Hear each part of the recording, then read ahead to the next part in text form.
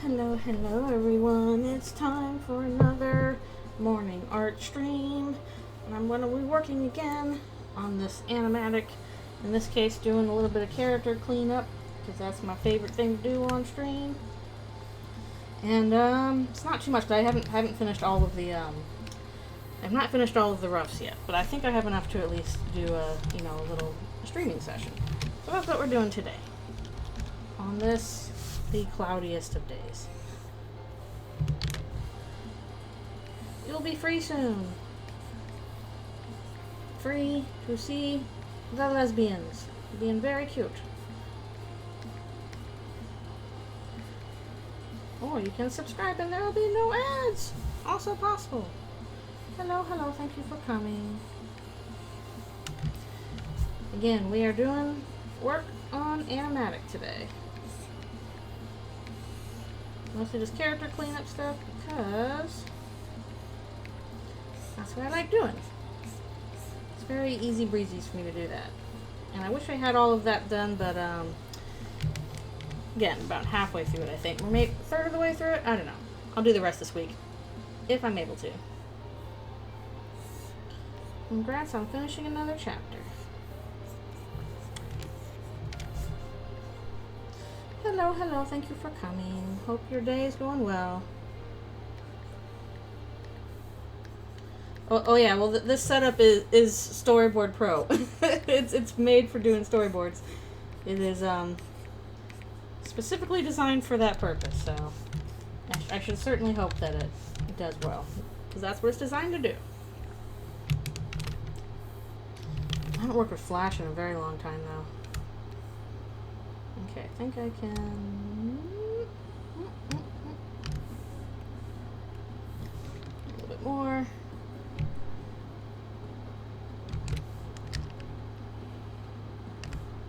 What do you mean, do I voice the idea?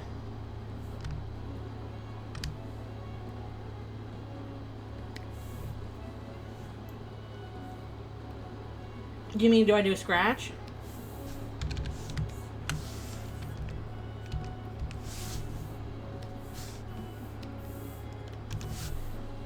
I have done scratch for official things before. I hate the sound of my own voice for scratch, though. Ugh. I feel fine just talking on a stream, but it's so hard to voice act. No. I do have a script written, and then I send that to the people that doing the voices. And if I had more time, I'd do like voice directing, but I don't really have the time for such. Because I'm like, okay, thank you for, especially since this is like, I'm not paying them. If I was paying people, I might, have different takes and stuff like that. But since I'm not, I just send the track along and then do the voices. I'm going to turn off pre-rolls, I think. I thought I had those off, but I think Twitch might be confusing me on how those work.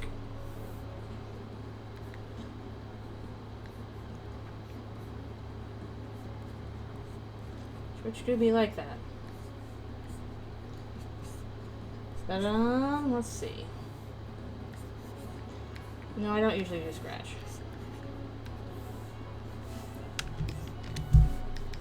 Maybe if I was doing a way more complicated, longer project, I would do some scratch to kind of get the idea across. Like, okay, I want this kind of tone or something like that.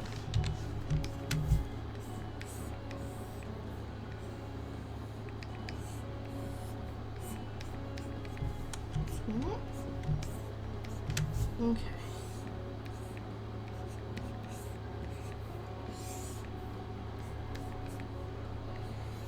They're just walking along. Freedom! Hooray!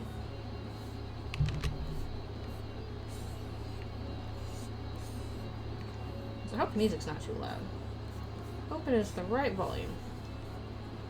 Ugh. Which question specifically? Put that there. Which specific questions? Oh, okay, good. Glad the volume's right. That might be a little bit bigger. There we go. The power of copy paste is my favorite. Usual ones. Leaf did a bunch of voices and the music and sound effects, and then Leaf's friend, I forget their name, is voicing Susie. Not that many voices are needed for this. This is like a 2-person thing. It is short and sweet. Yeah, mostly Leaf. Leaf is the coolest. Everyone say thank you, Leaf.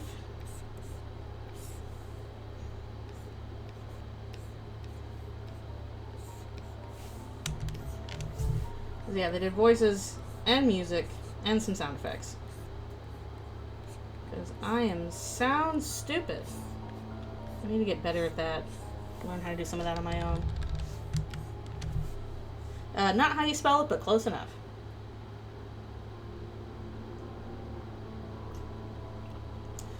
Susie and Noelle are not yaoi, so I don't know how you would hear that joke. Also, Susie and Chris, also not yaoi. Neither of those are yaoi. Like, double failure. None of those are yaoi. Yuri's more accurate, yes. I don't really hear people say disaster Yuri, though. So,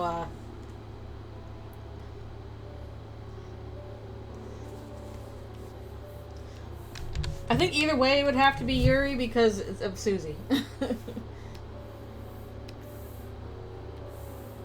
I'm gonna up this a bit, see what I'm doing. Basically, there are no men involved in either of these, so there is no yaoi.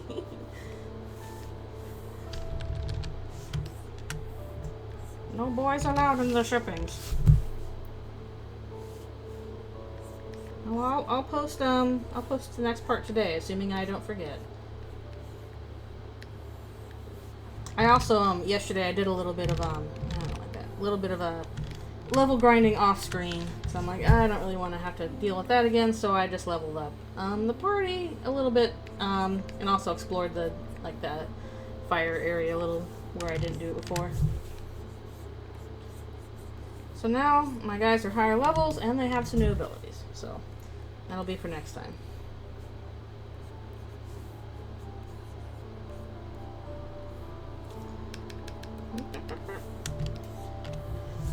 People seem to not really care about the mother playthrough, so I'm like, oh, okay. They're really not going to care about Sword of the Sea then, but whatever. I play what I want. I'm not dictated by the whims of, oh, I have to please the audience. I'm going to play what I want. Hello, thank you for coming.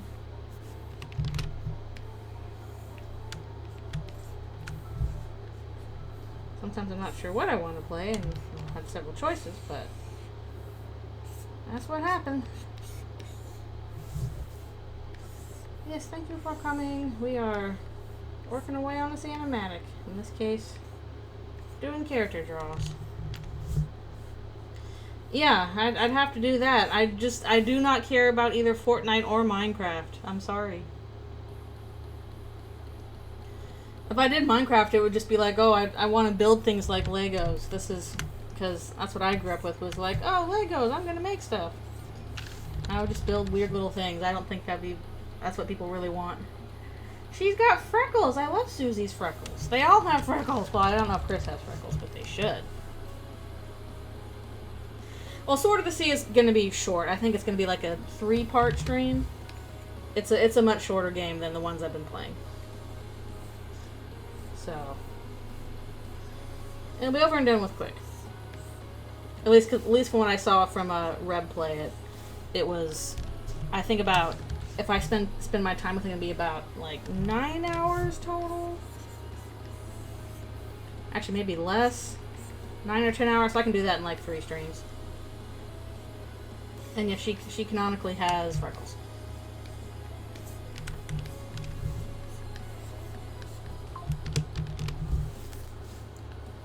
Not everybody has freckles. Just depends on skin type. Also, if Susie has scales, are her freckles just like, different colored scales? I can see that. Either way, she got freckle.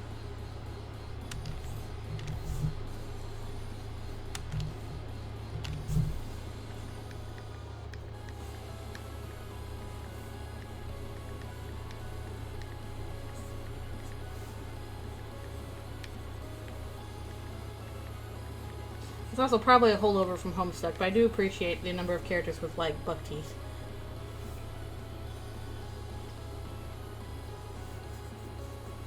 I don't remember that. Evidence of half-human Susie? Dun dun dun, it's everywhere. I have seen people taking that, her head looks really big. Maybe she's small in that, I don't know. I have seen people taking evidence of that into, like, weird directions, and I'm kind of like, that wasn't really my intent, but okay.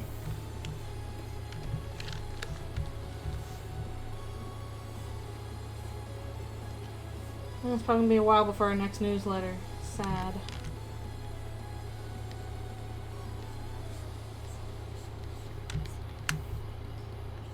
Like, if people be like, she can defy, you know, the player and stuff because she's half human and she has superpowers, and I'm like, I don't think that would actually grasp that would grant her superpowers.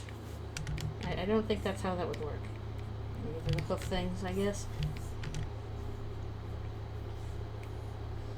2026 is approaching. Ah! Ah! It's coming up fast. Ah! We're almost in October. Okay. Maybe I should just stick with one character at a time.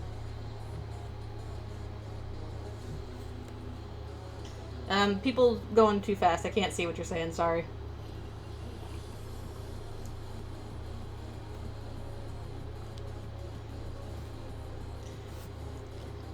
Oh, with all the key not key changes, but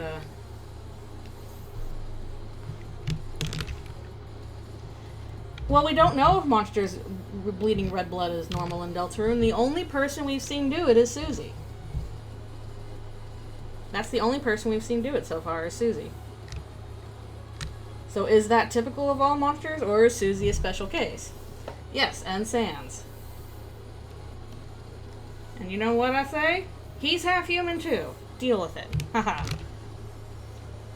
Yeah, I haven't seen him yet in Deltarune, but... Where is she? Alright, make her head a little smaller. Supposed to be going towards the camera. Yeah, those are the only two characters we've seen for that. So is that typical of monsters in Deltarune? Don't know. How come I have... Why is that frame there? When did I do that?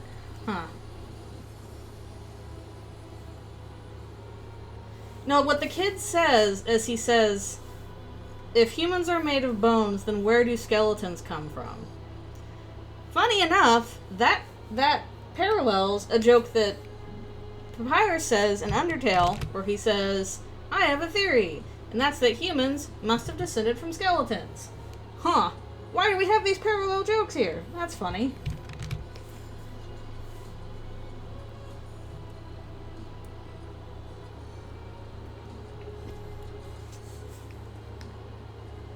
Let's see, I'm gonna copy her again. So yes, clearly there is something with skeletons and skeleton monsters and humans. What is that? I don't know. Maybe it's just jokes. Alright. Trying to make sure this is proper size.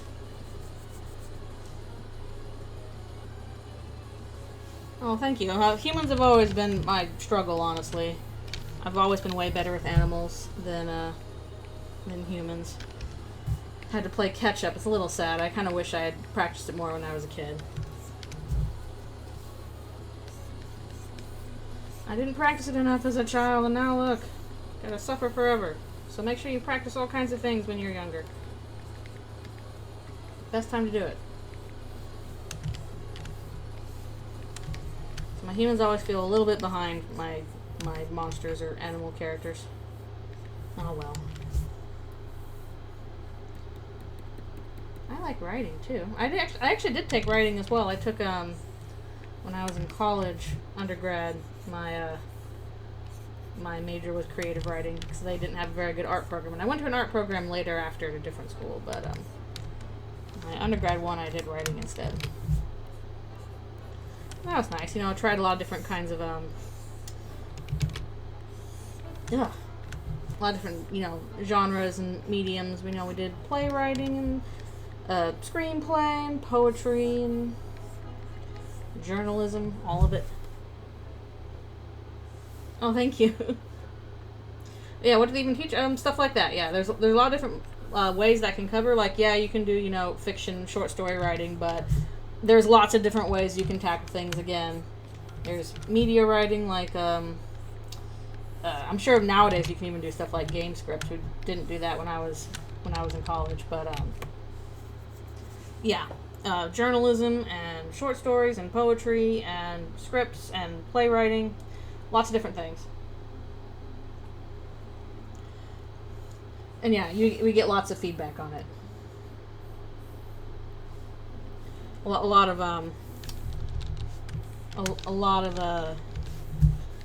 you know, read your story to the rest of the class and they'll comment on it. Looking back, my screenplay sucked. I'm kind of glad it never went anywhere, but I liked my stage play. Okay, I can't find it anymore. I could redo the stage play. And I also wrote this short story I kind of like, but I can't find that either. The only one I can find is the screenplay that I don't like anymore. That sucks.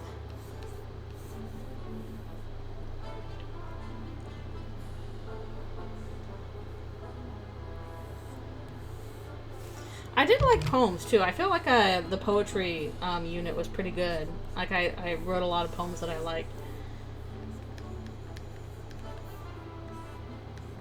I don't really write much poetry anymore, but like we covered a lot of different poetry, and I enjoyed that. I liked writing poetry.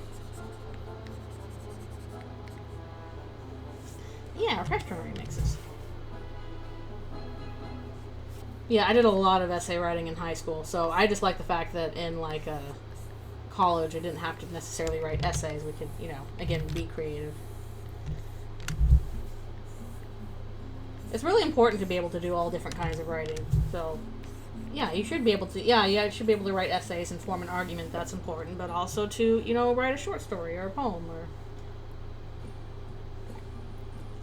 Well, can you see your own nose in your POV? Probably not.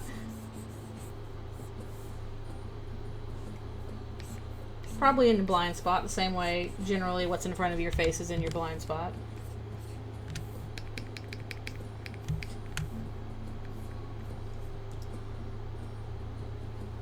Yeah, writing between different mediums is very different.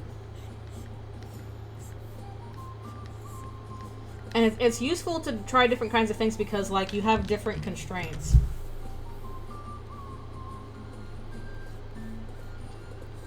Like, especially like if you're writing a screenplay, they have pretty strict page counts, and you're supposed to hit certain like story beats by certain pages. They're really particular about that.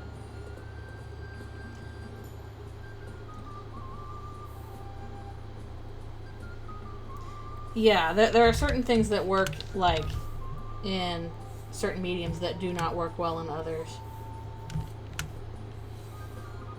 Kind of the reason why people are like, oh, they should make an animated, you know, Undertale or Deltarune. I'm like, they should not, because that's an entirely different kind of medium of writing, and you just have to approach it really differently.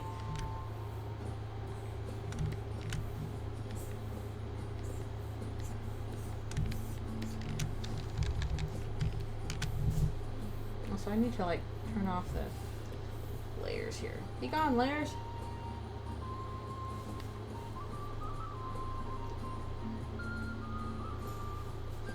I didn't think the Homestuck pilot was that bad. I'm like, okay, this is a pretty decent adaptation.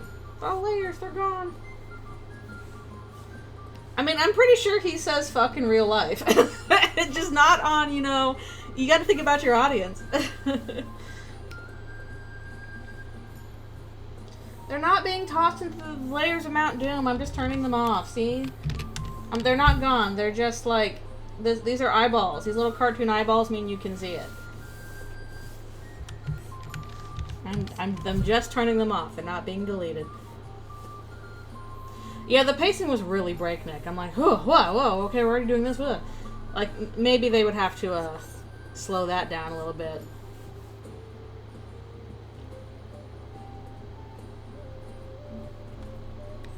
Really, I thought like a Dragon Ball style fight kind of worked for it.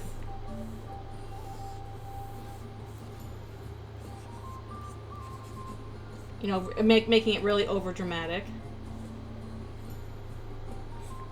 Yeah, I'm glad they got rid of the slurs for sure.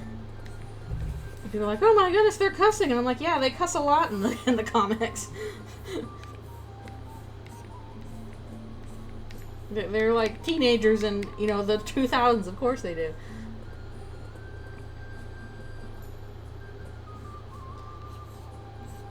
Yeah, I'm not sure how are they gonna do Dirk, because Dirk is just a creep.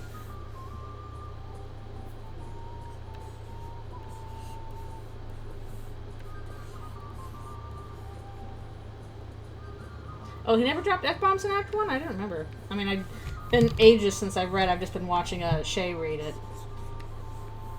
And even when I read, I never got past Act 6. Like, once we got to the Elf Kids, I'm like, I can't keep up with this anymore.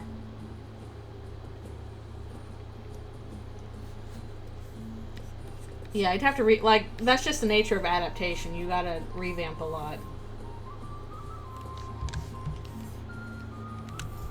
Yeah, Dave would curse a lot. Like, Dave would. I don't think Jade ever did. And maybe Rose sometimes? Yeah, again, it's been a long time since I've read it. Most of my knowledge is like, oh, it's, you know, I'm watching Shay read it and kind of reliving it that way, although next week I might be back at work in the sense that I won't be able to watch streams as often. Yeah, the one thing that worried me was seeing like Hussey, like as part of like the montage at the end. I'm like, no, actually, drop the author insert. I think that's one of the things you need to change. Just drop the author insert. Don't include Hussey, please. Please don't include Hussey. Just the characters. I mean, I didn't really like Hussey's inclusion in the comic itself, so I don't really want it here either. I'll be honest.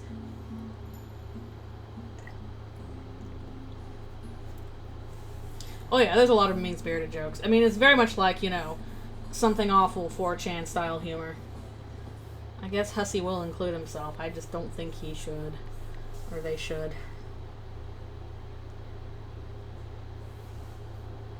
Yeah, I mean, they're I don't know how you can do, like, you know, actual Betty Crocker.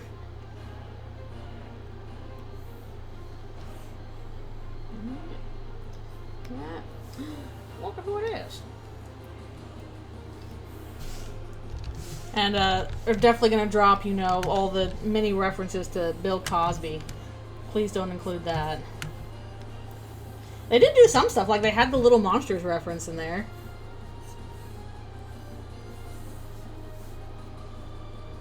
Yeah, Dave's chat log.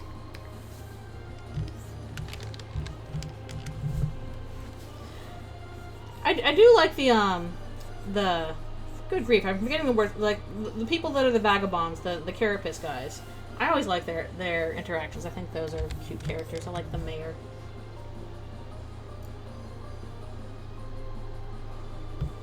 Yeah, I that's why I'm like, oh, Papyrus is gonna be like he was in the art book. I'm like, no, he's not. I really don't think that's the case.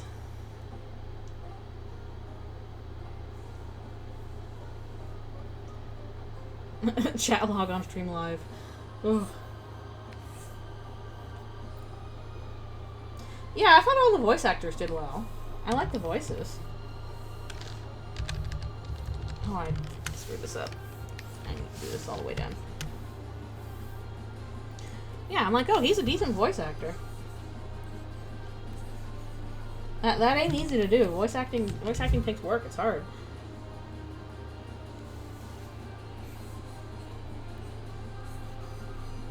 Yeah, trolls are hit or miss for me. I like some trolls, and some I don't.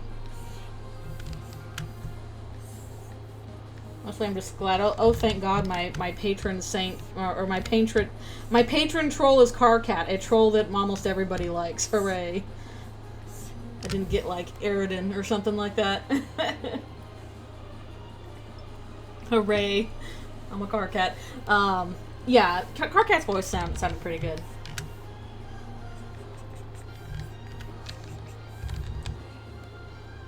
Yeah, the Carcat is cool.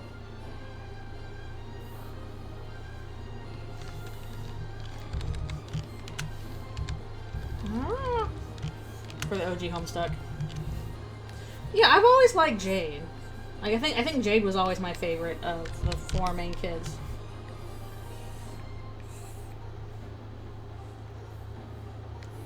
I thought people liked Dave. Oh, in this pilot. Okay.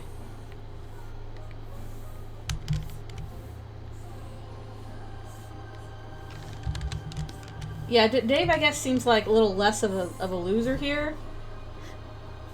Rose, I thought, was fairly accurate. Again, maybe it's just been a long time since I've read it. I'm just trying to keep up with it.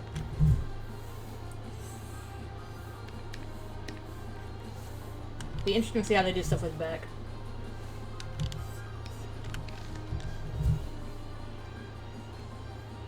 Oh, Dave's voice? Okay. I thought it was fine, but I don't know, I'm never one of those people that's like, I have like this exact set voice in my head of, you know, what the voice is going to be like. I'm so bad about that. I love The Hammer of Justice. It's a good song.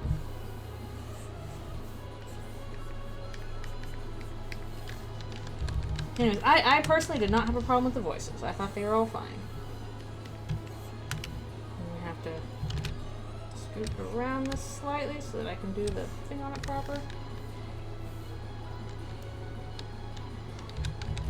Oh, why does it feel weird?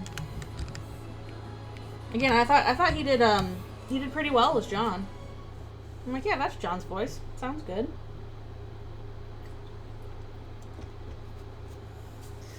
I know, I'm so bad about that. I don't know how. I'm like, what's your voice cast? I'm like, I don't know, it just sounds fine. Yeah, I thought Toby did fine with John's VA.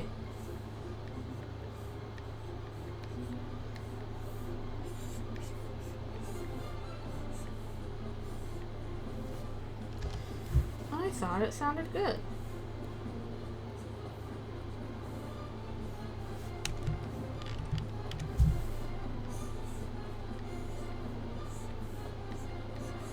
And yeah, in this case, for the voices for this animatic, again, Leaf did a bunch of stuff, and then Leaf's friend.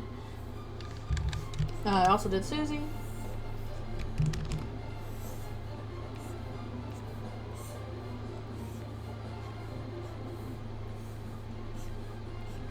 Luckily, I didn't need like a ton of voices or anything. It's very basic stuff.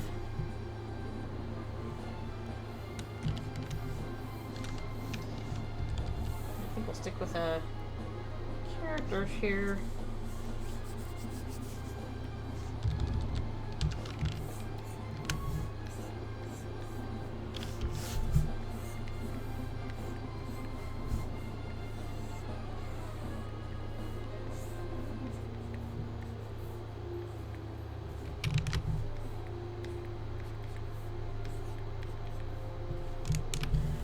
Well, yeah, as a pilot, thought it did pretty decent at least as an adaptation of something like Homestuck. I thought it did a pretty decent job of that.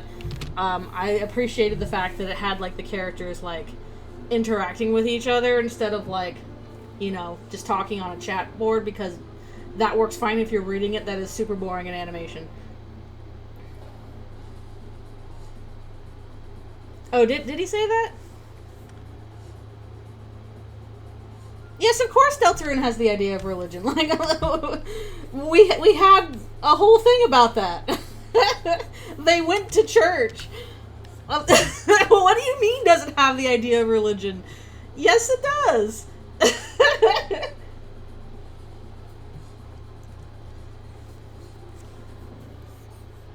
They have a church. We have known this since chapter 1.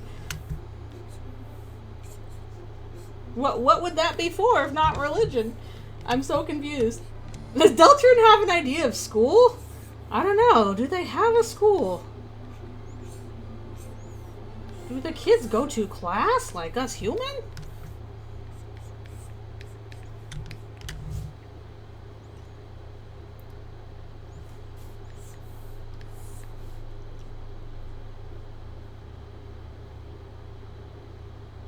And yeah, it plays in the story. Also, the rapture's not real. They made that up. That's not in the Bible.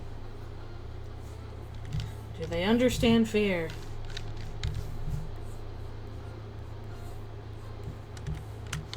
And we hear that whole, oh, the rapture's gonna happen. That's not real. It's not in the Bible. They made that up in the 70s.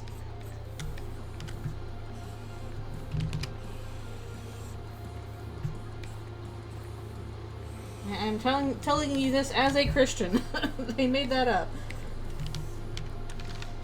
You are not immune to propaganda. I mean, most of Revelation is a giant metaphor for the Romans because they were being persecuted by the Romans at the time.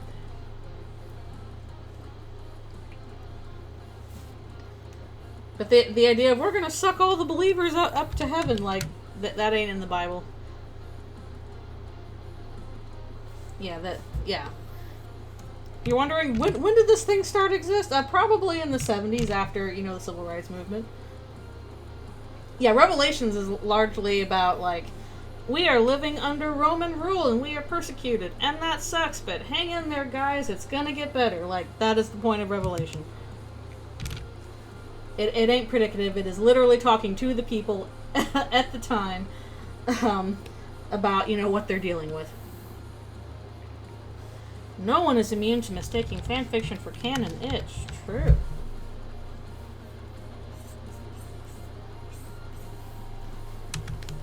Historical context is extremely important, especially when you're talking about a religion.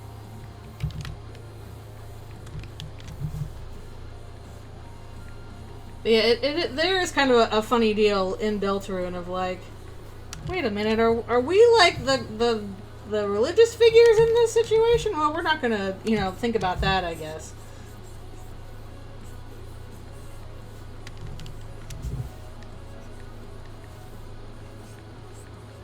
Do they know there's a Jockington growing the beard in the prophecy?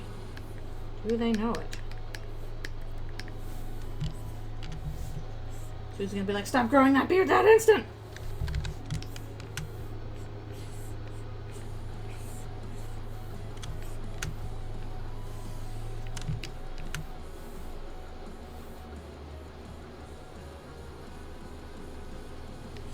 The 70s did have some good pop culture.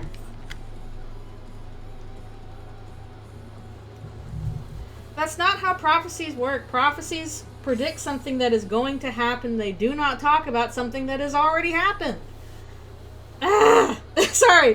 That bothers me too. I really don't like the, oh, this is a time loop. It must have happened previously. That's not what a prophecy is. A prophecy is like, this isn't gonna happen. This hasn't happened yet, but unless something changes, it's gonna happen. Especially if you're talking about a biblical prophecy or a religious prophecy. Yeah, but a lot of chapter 4 seemed to be about, I gotta take my stretch break soon. So it'd be about, it was written stuff, because a lot of library stuff, but there was also a lot of music involved. It was very much about sound. I feel like I'd almost say it's more about sound than written stuff, because there was just a lot of stuff going on about sound. But all that's kind of, put together. Alright, I'm gonna do my stretch break. Ugh, where's my thing?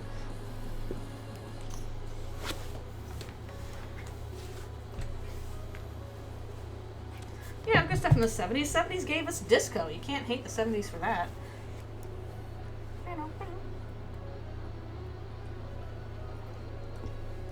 Can't be mad about that. Alright, stretch time.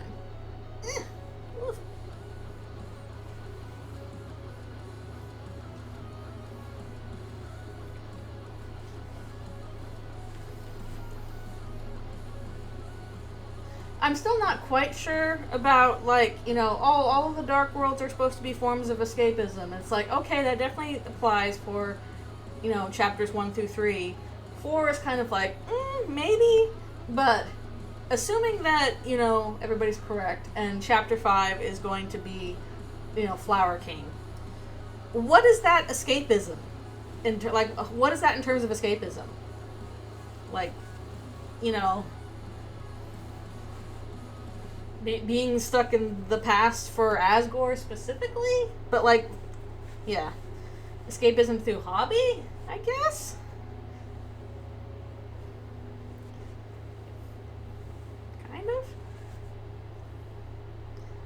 Feels very broad.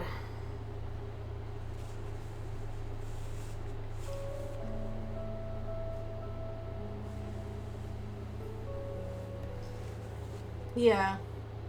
I'm just not sure how much that theme carries into later chapters.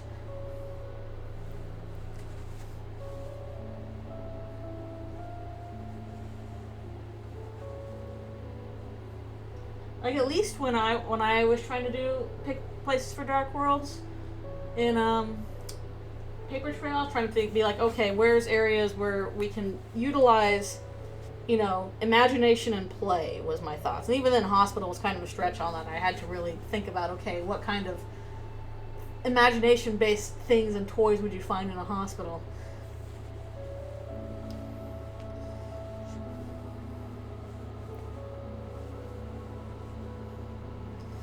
Chapter 5 revealed deaths? I mean, depends on if you think she's already been revealed or not. We've talked about her plenty in 3 and 4. Do you mean, like, reveal what happened to her? I feel like that's still gonna get kind of drip-fed to us a bit.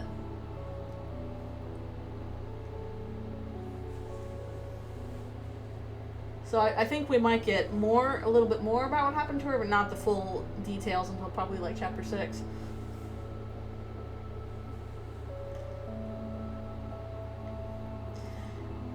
Yes, but is a coping mechanism the same as escapism? Because that I feel like our definition of escapism is getting pretty broad if it's, spreading out to, like, how you cope with things. Escapism kind of implies a narrative is involved. Maybe not. Yeah, that was quite the impact at the end of chapter 3. That was a little crazy.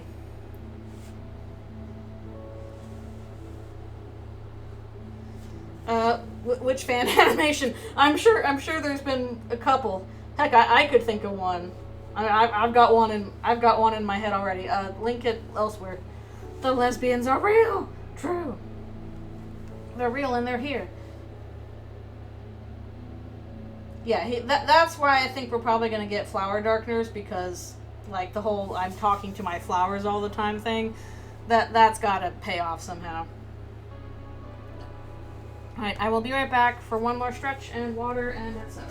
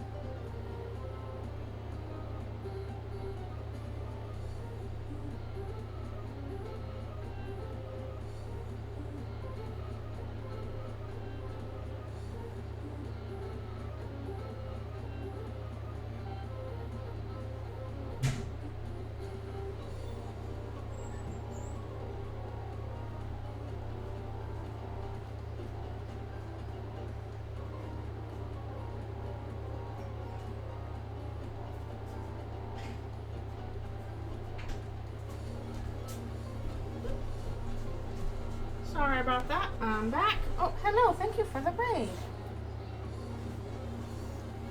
Oh, it took a little longer than I thought.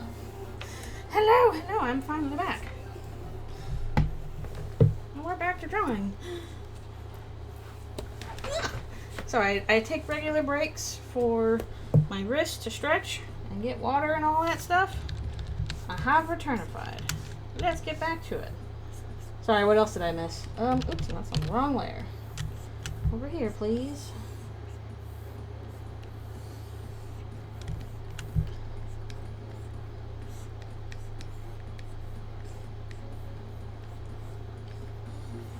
And in some ways, like, Noelle is one of the harder characters to draw because her face is so long. Why is her face so long?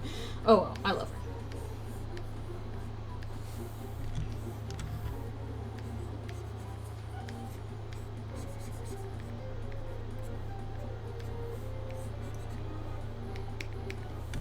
Why the long face? Because she's a deer, a reindeer. Susie's probably the easiest one for me to draw because, like, her snout makes sense. Always a good opportunity to draw a deer. Yeah, her snout makes sense for her. But, like, Noelle doesn't have, like, a deer face. She has, like, a human face that's, like, long.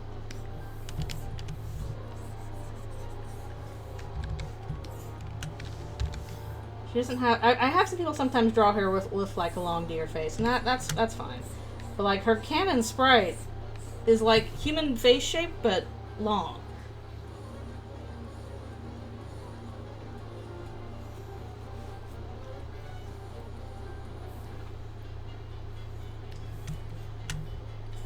Yeah, Susie, especially, yeah, her canon sprite is also very much, like, humanish face with weird snout.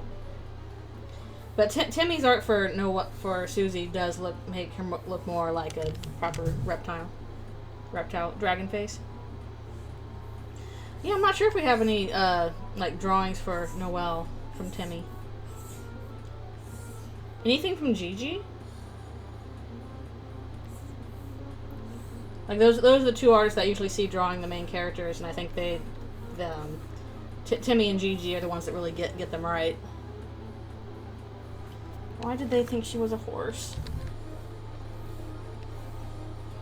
Why would you think that?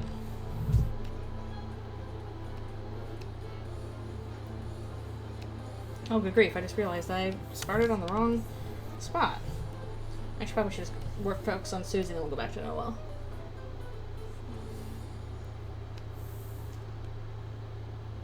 A lot more noticeable if she was a horse.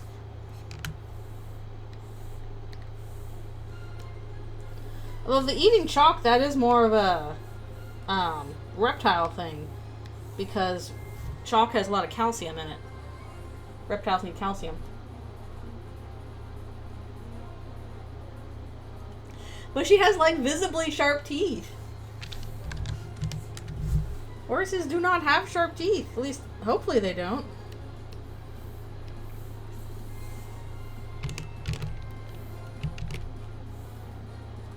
Yeah, she's a dragon.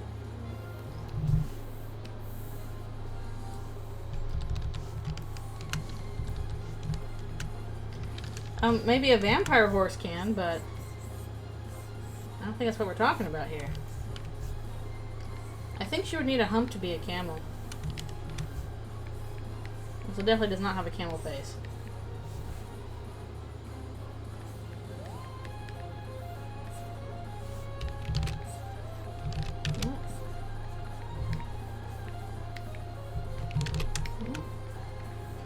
Get her face right. What happens if you brought a gun to a dark world? I don't know. I don't think they have any guns. Whose work spider dance? True. I don't even think the police have guns.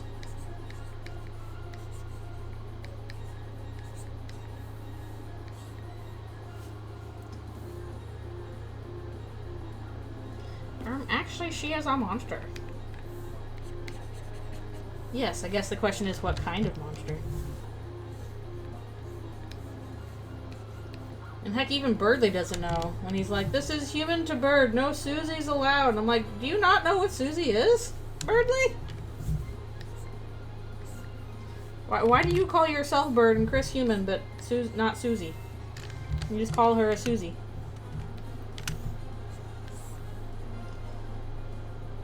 She would probably rather have a spear than a gun.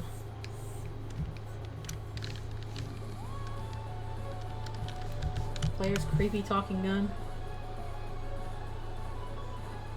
Actually, the thing that indicates they're in Fantasy America, one, the Weather Channel, like, that looks like Boston. It looks like they're in New England and Boston. And two, those kinds of, like, 50s diners and stuff like that, like QC's Diner, you don't find those in Europe.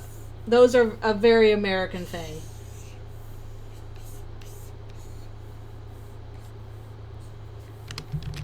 So they're, I would say, like, they are definitely in America.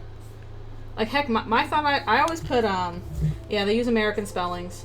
My thought was always that Mount Ibit was, like, in Ireland. That was kind of where I headcanoned it, but, no, hometown's definitely in the U.S. No, we don't know where Undertale is. It could be anywhere.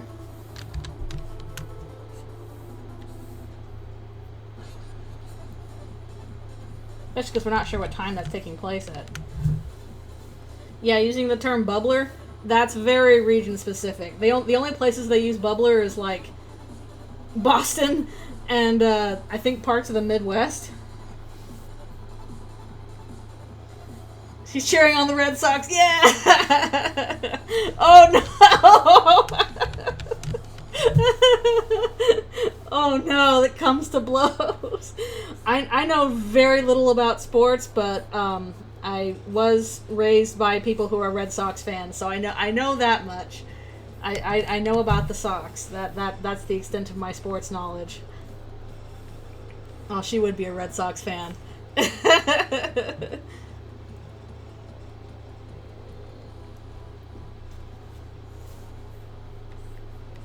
Again, you can put that there if you want. There really doesn't seem to be any canon location for where Mount Ebott is. Again, I put it in Ireland for reasons. That's just me. It could be anywhere.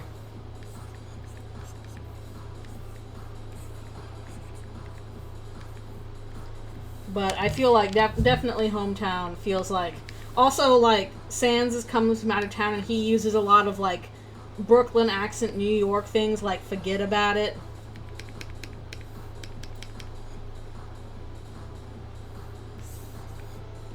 So, yeah, basically, Deltarune seems to be taking place New England, Boston area.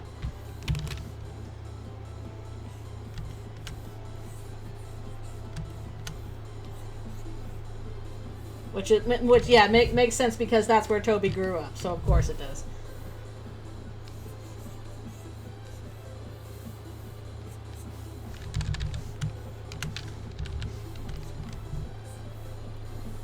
So where does Undertale take place? Wherever you want it to. Where does Deltarune take place? Probably New England.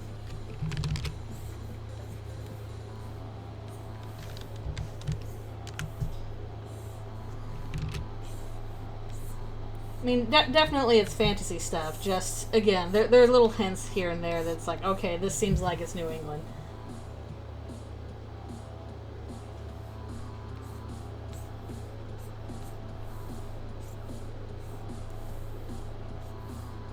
I mean, the stuff with, like, Asriel and Kara, that happened a long time ago. That could have happened, like, a century ago. So there was plenty of time for a village to turn into a city. It could have been a village when Asriel visited, and it could have been a city by the time we get back out. Yes, the flashback is in, like, the 21st century. So yeah, Asriel died over 100 years before Undertale. Undertale is, like, 22nd century, as far as we can tell.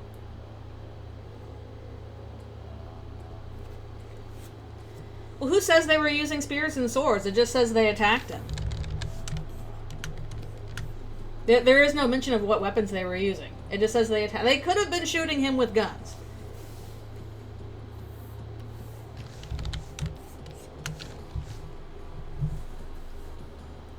Yeah, the war was a extremely long time ago. That's like kind of fantasy time, but like when they attacked Azrael, they could have been using spears, or they could have been using guns.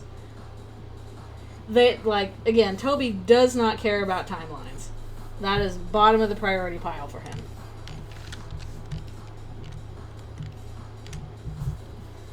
There is no official art of him being attacked. Like I've done something like that. Other people do something like that. There is no official art of him being attacked. It was probably a fan thing. Because at the very least, like, you know, spears and swords is a more potent, like, imagery than, like, a gunshot, I guess.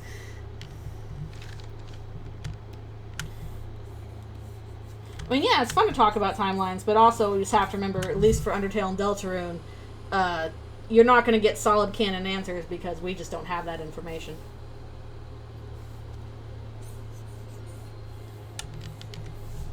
It's unreliable narrators all the way down. Garrison!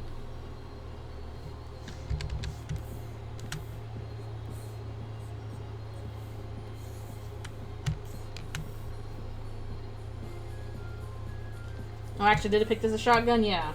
Like, I can see them attacking him with shotguns. Also depends on, like, how prevalent personal firearms are for wherever they were. Because you can have, like, again, especially if they were outside the U.S., they could have been, like, you know, 21st century, and people still wouldn't have a lot of guns on them. Yeah, Potu? Okay, Potu. That's probably it.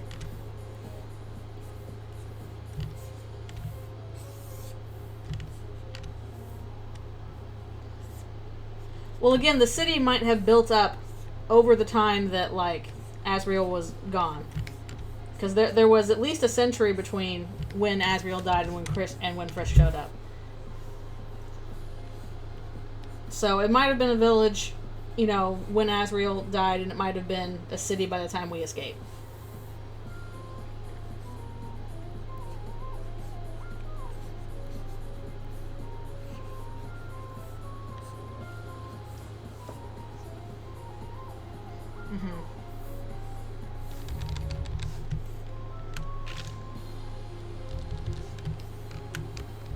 Again, we don't know if it was in America.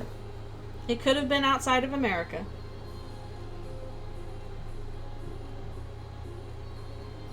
If it was in America, then yes, probably a lot of people had guns. If it was not, less people would have guns.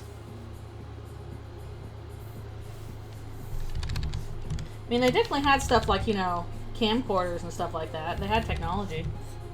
Oh, I forgot her mouth. Yeah. Like, that's, again, in America, you're probably going to find a lot of guns in rural spaces. Probably not as much if you're outside the U.S. Yeah, but there's between, like, a farmer, you know, kind of on a homestead and, like, you know, a small village.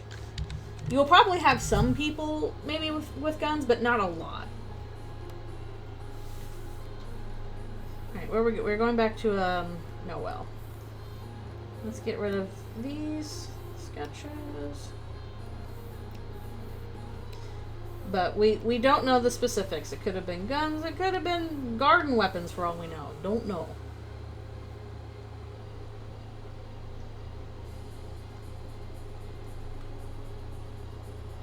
I mean, Garrison kind of does say as much, but I really did appreciate them, Garrison, saying in, you know, the 10th anniversary, hey, you know, this was not necessarily a big one-sided situation. This was a muddier kind of, you know, conflict. There are people on both sides, sort of thing.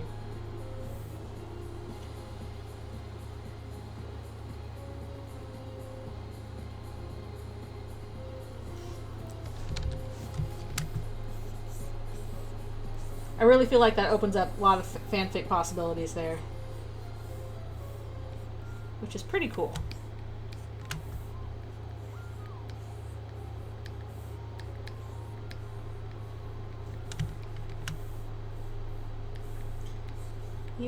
Even a child can bring about her undoing.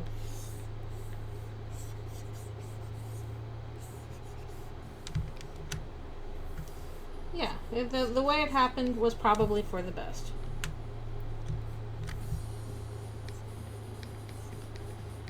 That was always like my headcanon, at least, for like how well monsters integrate with humans in Dogs of Future Past. Was like monsters have gold, so like they just economically, it's basically it's economically advantageous to become friends with monsters, so they integrate well.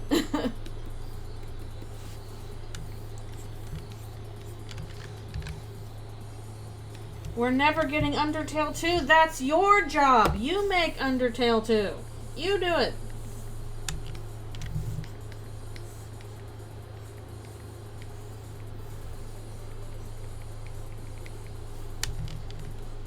Your job now. I kind of hope that when Toby's done with Deltarune, he does something else entirely different.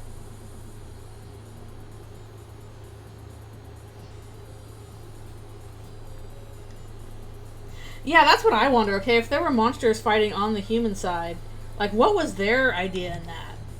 Like, what were they hoping to get out of it? Like, were this, like, pick-me monsters back then? What was going on? Revenge of the Robots. So I don't know if you want Undertale 2, there's Kissy Cutie. There you go, there's your Undertale 2.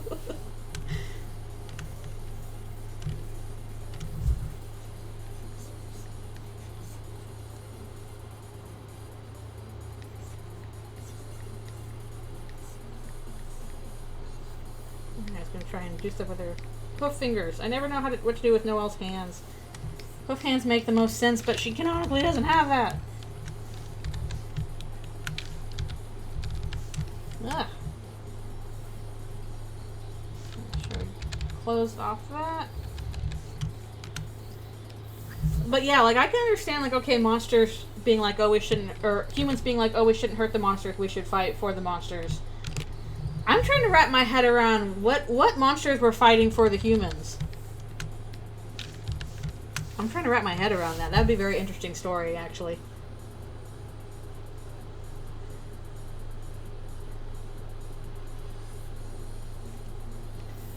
Like, I can see maybe a couple individuals doing that, but I'm really curious as to what their motivations are. But yeah, I guess it makes more sense for, like, there were humans fighting for the monsters because they didn't want the monsters to be hurt.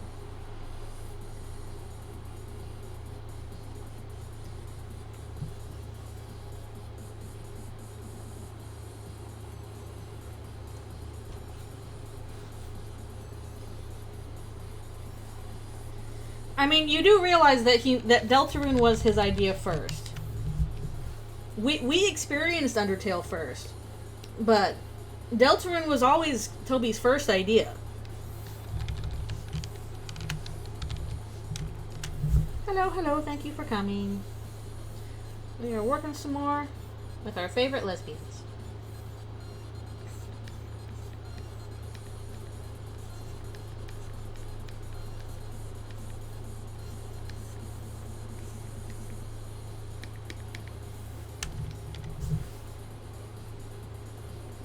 True sons of humanity returning to their monster wives after a long day of crusading against the enemy. Oh my goodness.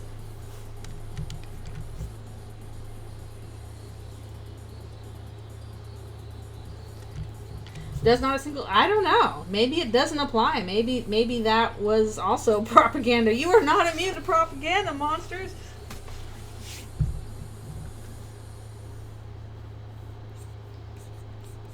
I don't know. At the very least, I think more the Dark World and the Fun Gang stuff was planned. Yeah, there's a little bit of crossover back and forth. I feel like what was more planned was stuff with the original Deltarune characters than stuff with the returning characters. So there's a little bit of back and forth, but the overall idea is still was Deltarune first. And then Undertale was, okay, can I just take these characters and do like a smaller scale game with them?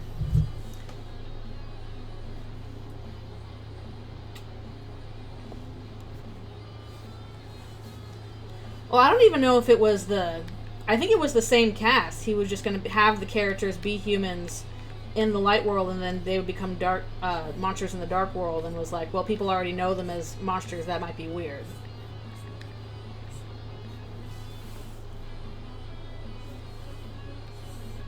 Which I find very interesting.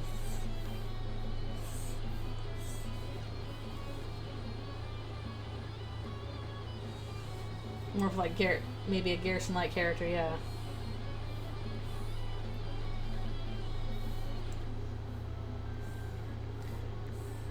Which does kind of make you wonder, the implication there is that everyone would have turned into monsters except for Chris. Why not Chris?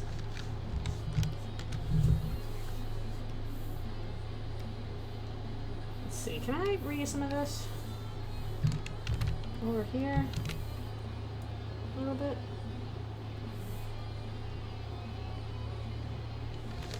Yeah, I guess it's not older by that much. Like, I guess maybe a year or two? When did he start planning Undertale?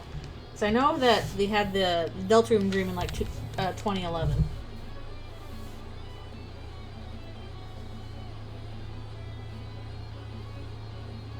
Yeah, they're acknowledged as monsters. They're definitely supposed to be monsters. I don't think it's like a Night in the Woods situation where it's unclear if everybody actually is animals.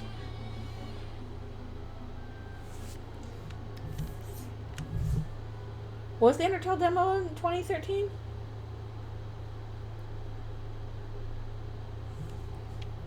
Yeah, that would have been a cool idea if there was no Undertale, to kind of color our perception on that.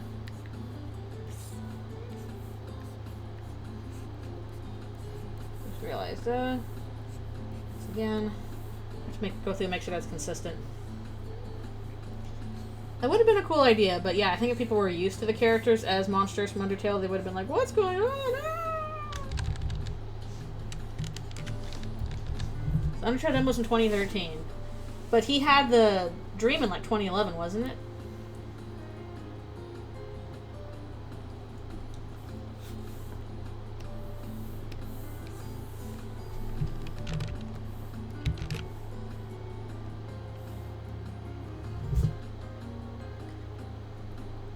Yes, let us see the grown-up Asriel. Let us see him soon.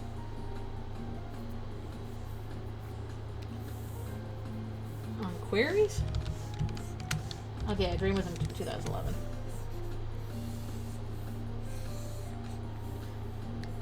Good grief, like 15 years ago at this point.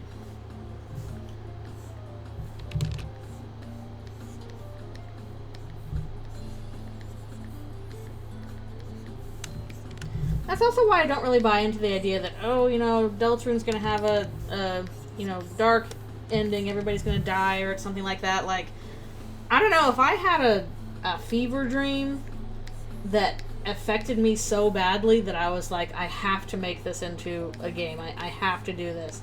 And that, like, I was still focused on that 15 years later, it would not be something like, and then they all died. You know what I mean? Or it was all a dream. It was all a time loop. It was all a simulation. Like, I don't know. So, something more to it than that. Where start on arrays? Why arrays?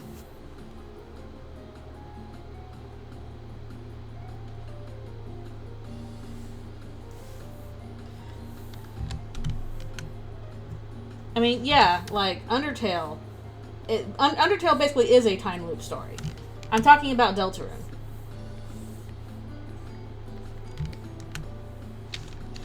Hello, hello, thank you for coming. Things are going alright. We are working on this animatic with the lesbians.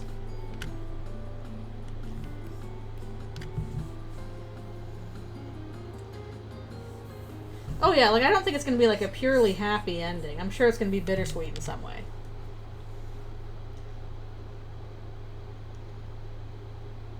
Yeah. Oh, no, I definitely do not think that Deltarune is going to turn into Undertale. That's a nope. No. No. I do not think Deltarune is a doomed universe. I do not think that it is a simulation that's going to end when we finish.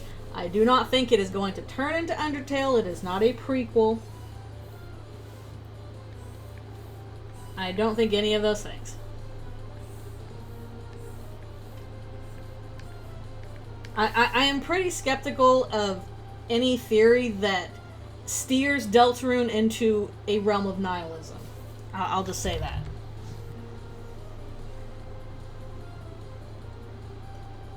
Obviously, we'll turn into FNAF.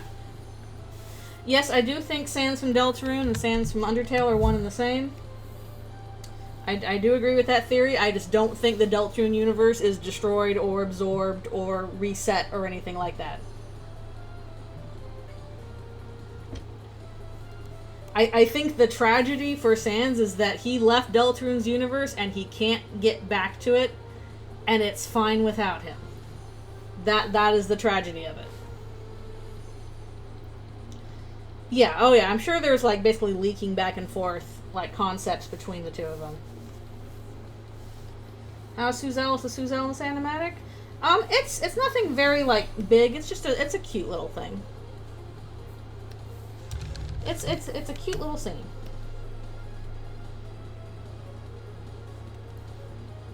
Yeah, that's true.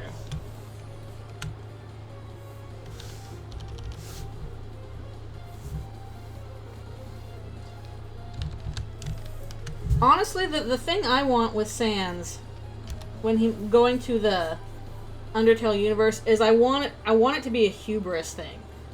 I want it to be a thing of like, Sans is like, uh-oh, I can see where this is going, and I'm gonna get myself and my brother out of here before shit hits the fan. And basically it's like, I can already predict where the story is going, and because of that, I'm going to be noping out of the story. And it was that idea that you can properly like, oh, I've already figured out the story, I'm 2 steps ahead of it, that comes back to bite him in the ass. That's what I want to happen.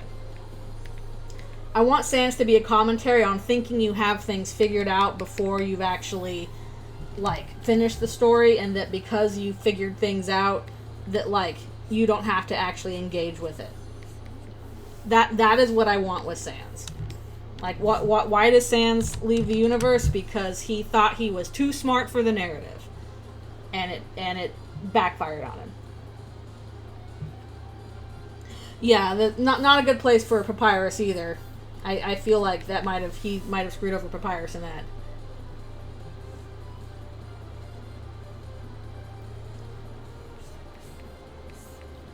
But I feel like he would have at least learned his lesson by Undertale, and he's like, oh, okay.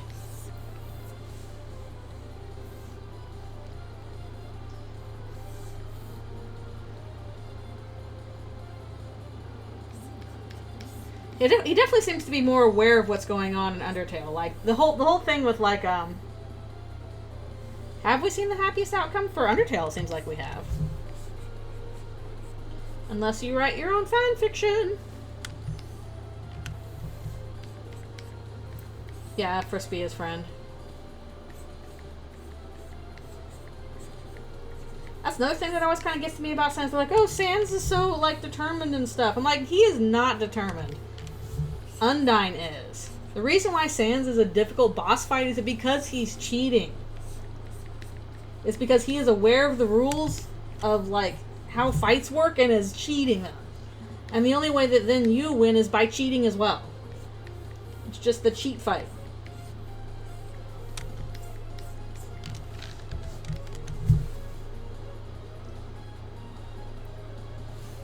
Yeah, it would definitely screw over Papyrus in that sense, and it's like, oh, Sans, you not only mess things up for yourself, but for your brother.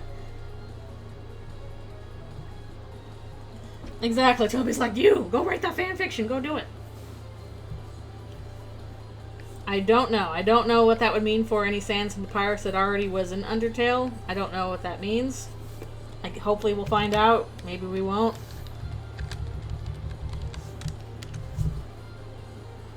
Maybe they get switched. Maybe the Sans and Papyrus from Undertale go to Deltarune instead, and they never know that there was a switcheroo that happened. Don't know.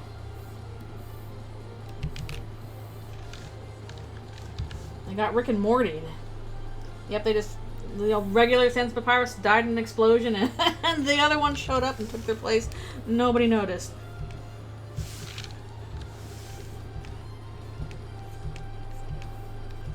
Now that's a tragedy. No, don't make it Pickle Sans. No. No. I really haven't watched much Rick and Morty. It's like a few episodes and I'm like, okay, I don't think this is for me.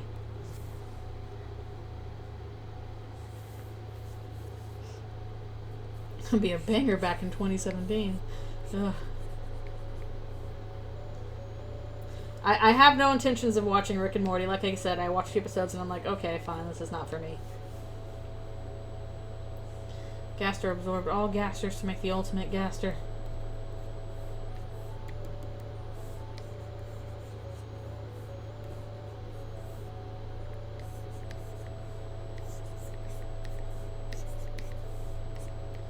Yeah, that is my deal with Sans. I don't want Sans to be like, I've escaped the destruction of, you know, Deltarune's universe because I'm God's most special little boy.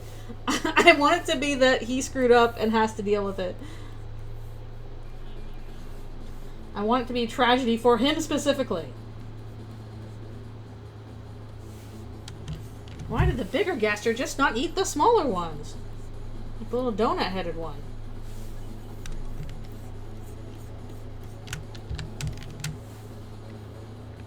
Maybe he thinks he did. Although the whole, like, I can't fix the machine, you know, I can't go back to where I was before, implies that he at least tried to go back. He wanted to go back and couldn't manage it.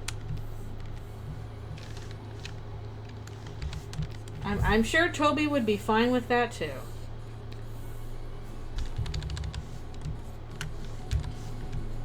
I'm sure he would also be fine with that. And I think it's almost time for my break.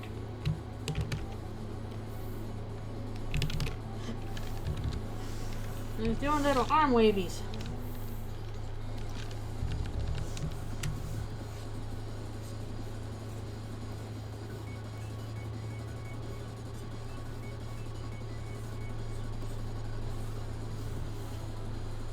Go make 500 skeletons, exactly. I love he's like, Susie doing a no. She's just hand waving.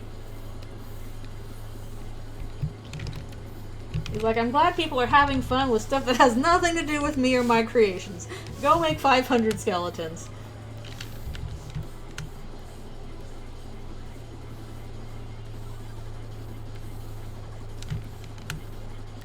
I'm sure there's been some people be like, what do you think of all those AU Sanses that people made? Don't you hate it? And I'm sure he's like, I don't care.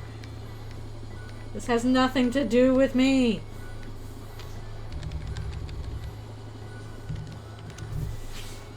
How do you measure limbs? With your heart.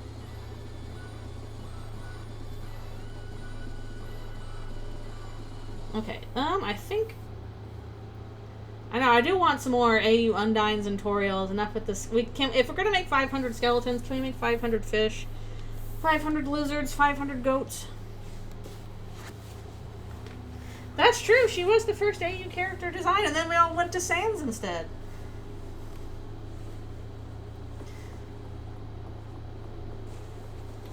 We can't have used up all the skeletons. Also, it's doing my stretch break.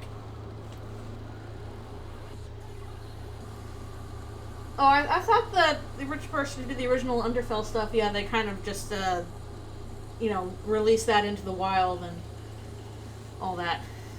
500 birds, 500 robots! I did like the Megalo-Alphys thing. That was cool.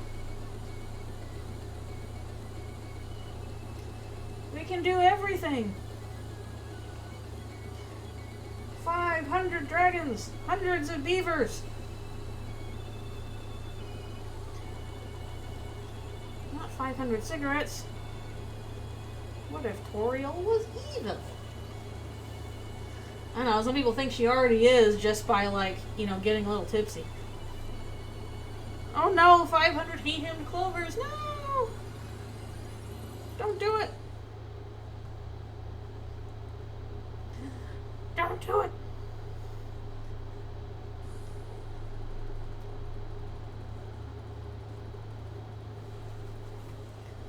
They're cigarette-based darkeners. Wait, do people he, him, Clover a lot? Is that a problem? I mean, I wouldn't be surprised if it's a problem. It's a problem with every human.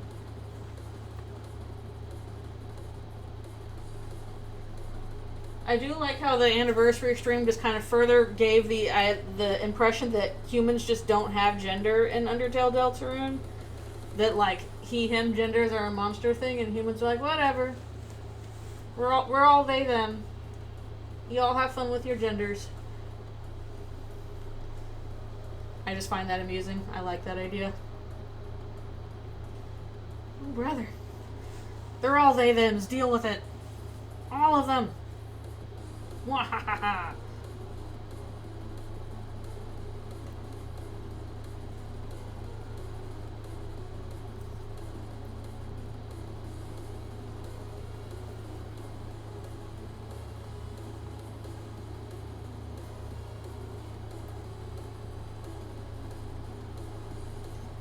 That's why they're fighting. The monster stole all their genders. Give me back my gender! No. Finders keepers. Losers weepers.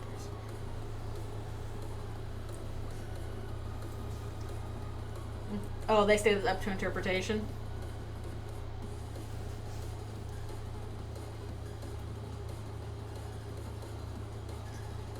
Undertale if it was woke, you know, immediately. Wait, it's been woke the whole time.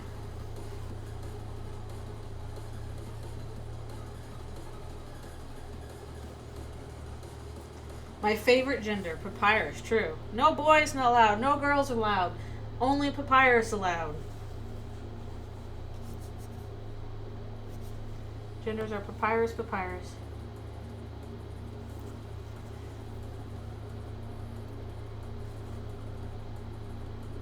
No, I think that's a little too far. That's not what gender is, dude. That's not what gender is. Ugh. Alright, I will be right back, for more stretch and orange juice and stuff.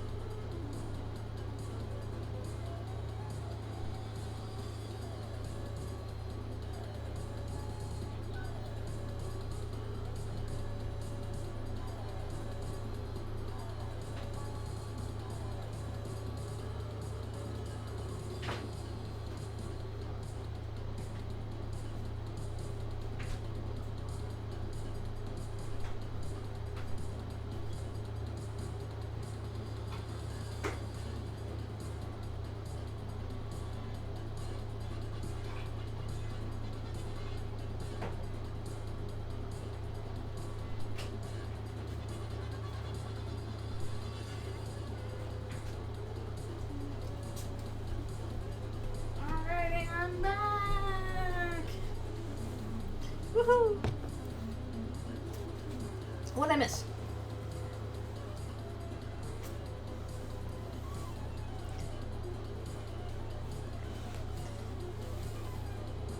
Oh, it's brighter resources. Nice. Not much. Okay. Well, let's keep on keeping on with the lesbians. Ooh, ew. Machine learning work.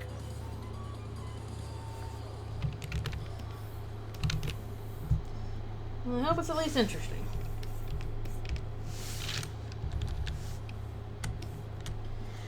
No, Carol's not going to spoil the moment. This is pure sweetness. This is a pretty short one. I think this is going to be about 2 minutes long. Just a cute little conversation. It was something I was thinking about doing as a comic at first, and I was like, you know, actually, I can make this work as an animatic. Let's do it. Let's do a little video of it. So that's what it is. Again, nothing mind-blowing. It is a sweet moment.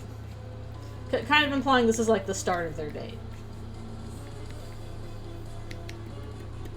Kind of reinforcing some stuff that we've already set up in previous chapters. Cute, sweet little moment.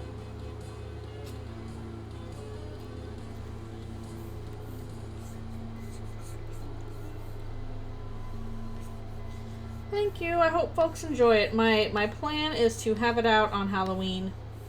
One, because it features Jackenstein, so that's a good little Halloween thing. And two, you know, another Undertale or Deltarune anniversary release, where I usually I've done like the really serious comics on that. So I'm like, let's do something cute and sweet.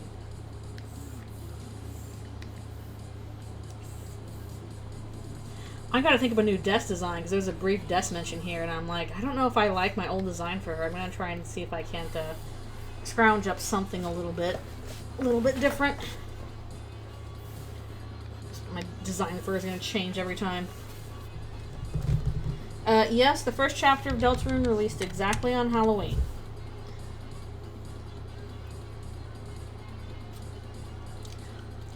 Nope, it was on Halloween. Basically, the day before Halloween, they were like, something's coming, come back here in 24 hours. And we didn't know what it was. And then, yeah, it released on Halloween.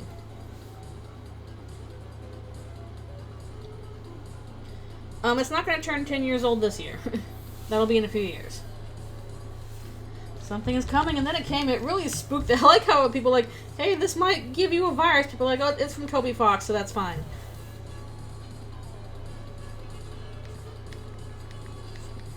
I wonder why people have this idea that, like, Raise Up Your Bat was written by Des. Because it kind of implies it's by, like, an actual band. So unless Des wasn't an actual band.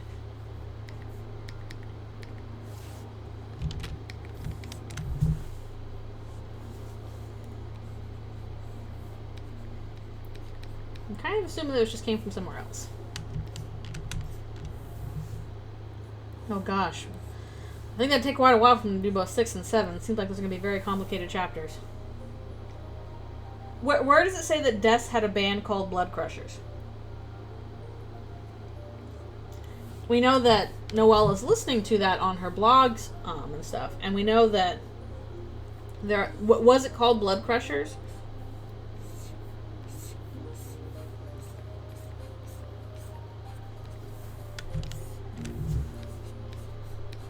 Like, she was clearly trying out different kinds of music.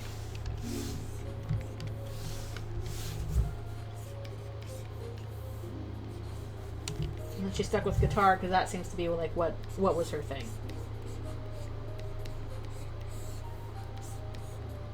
But was Blood Crushers actually her band? That is my question.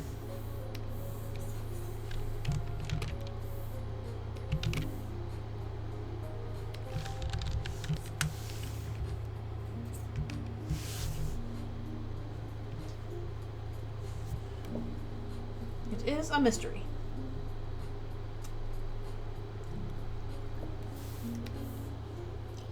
Yeah, I guess if it came out 2018, so 2028 would be the 10-year anniversary. Maybe they can finish it by then? I don't know. We'd have to really scramble, I think.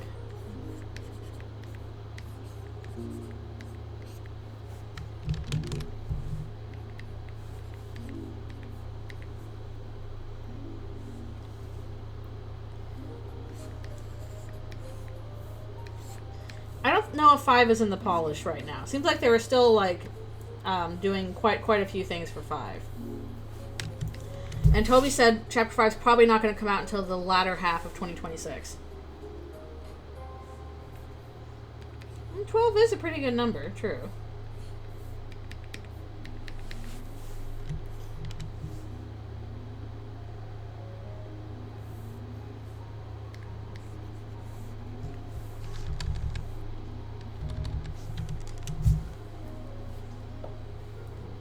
Yeah, oh my goodness. Chapter 7 is going to explode my brain and my heart. I'm going to be ugly crying at something. Probably multiple somethings. There will be tears.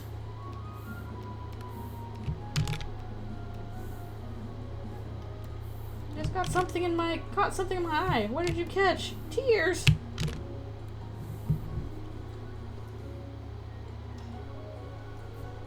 Oh, I'm sure it's going to have something crazy like that. Something wild.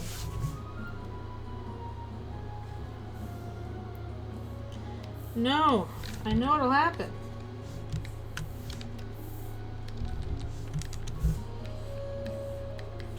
Heck, just rewatching the anniversary stream, I was tearing up at the, you know, the hallway walk, and then at the ending I was tearing up again. I'm sure we'll get something cool in Nightmare Fuelish too. Well, what that is, I'm not sure. We've seen the Knight, we've seen a Titan.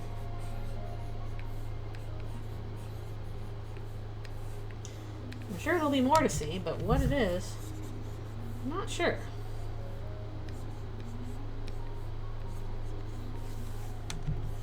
Titans 2, Titans but bigger.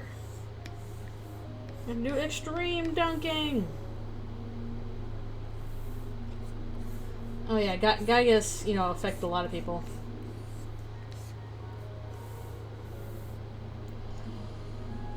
No, I don't think Facade is nightmare fuel. I think he was mostly just annoying. Could be the Angel. I'm still a little bit more bent towards player Angel than not. I can see it going either way, but player Angel at least makes sense to me. At the same time, I don't think that Deltarune is going in the direction of you are a bad person for playing the game. How dare you play the video game? Diagonal Noel. Like I do not think that's the case. I don't think the player is secretly the villain. Deltarune pulling a Spec Ops on us. Yeah, I think it's supposed to be like, okay, if you play the weird route and you're torturing characters like that, yeah, you should not have done that. That's bad. But I don't think just playing the game in general is going to be like, you are bad for doing that. Greg in Kansas City, apartment number 8, is a bad person specifically.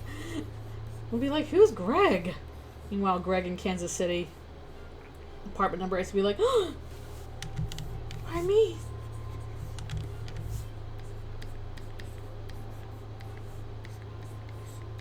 Yes, we checked every player of Deltarune, and you were the only bad one, Greg.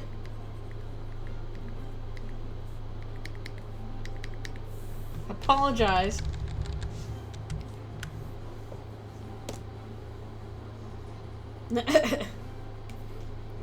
You're a bad person if you play the Snowgrave route. I know this because morality.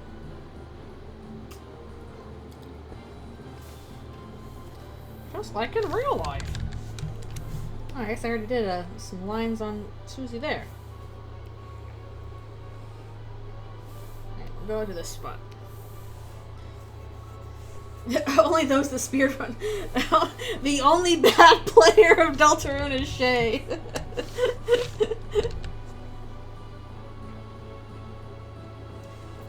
Yeah, that I'm making fun of that. I am making fun of that idea.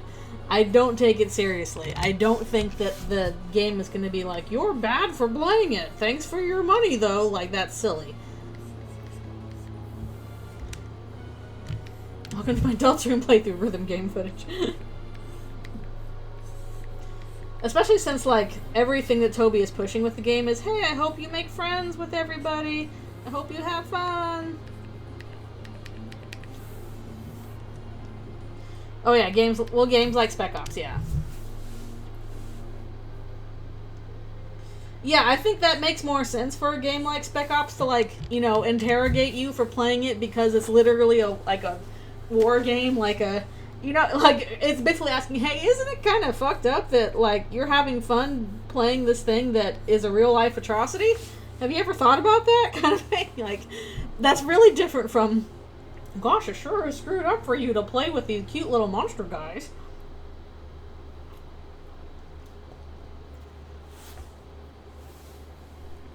Oh yeah, certainly.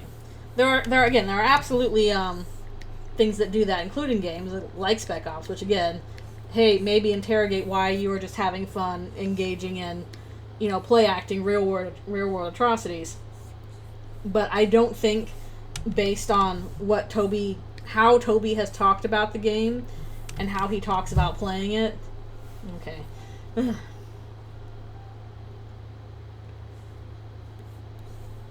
I guess I'm not sure what I'm going to do with the vessel. It gotta be for something, but what? I don't know.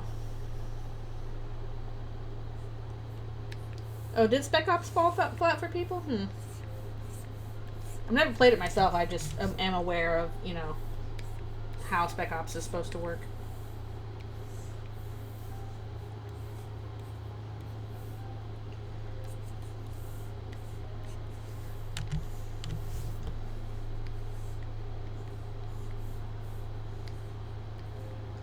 We must transport the person back to our secret hideout.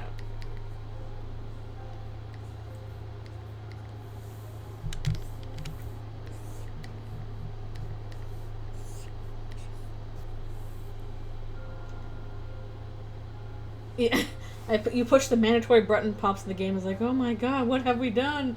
Okay.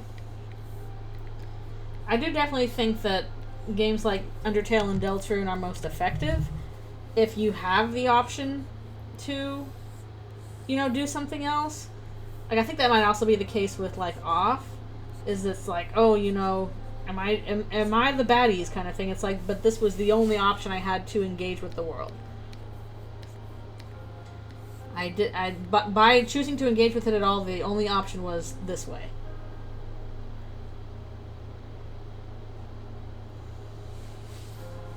A little bit awkward. That does at least show the limitations of game design. That's a surprise vessel that can help us later.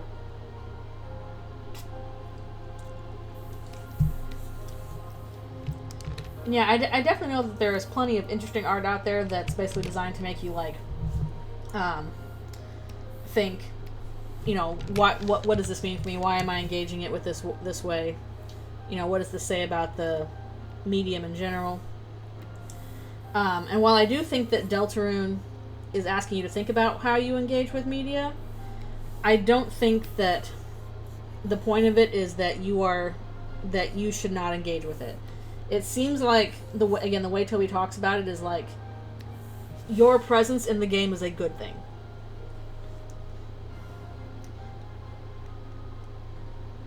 Yeah, I do have to play through Off at some point. It's on my list.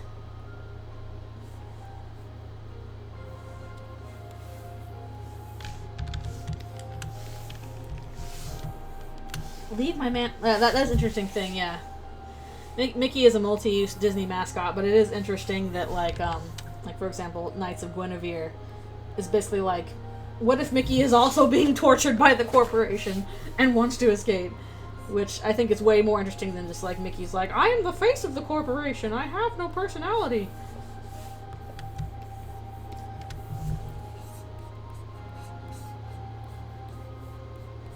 So I'm glad that's the route that Knights of Guinevere seems to be taking.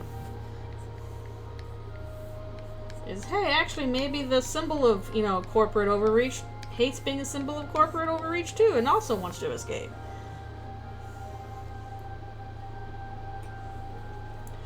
No, Mickey Mouse is not in that, but in Knights of Guinevere,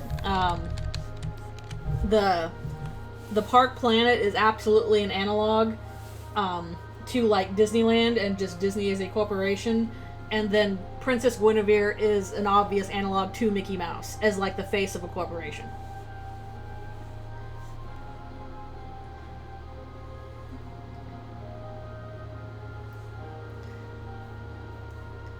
Yeah, I do really like how Deltarune handles, you know, the player,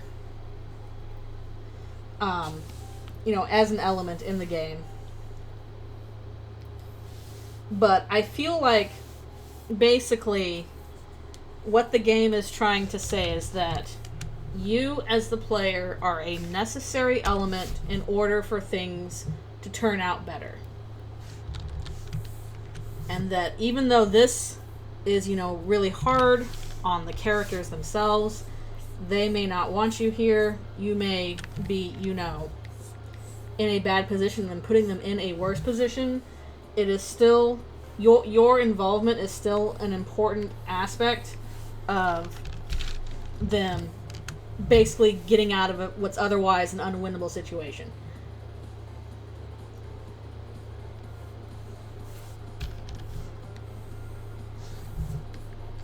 And that can involve a lot of nuance, but basically encourages you to be empathetic towards the characters.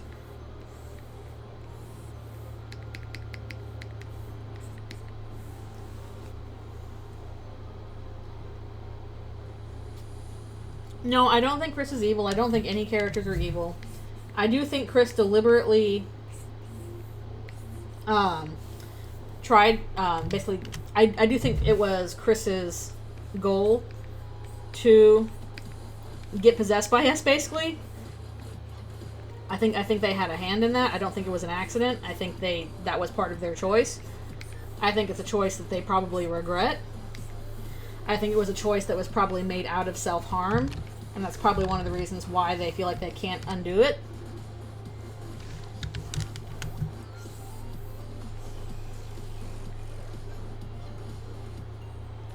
The game removed a weird route.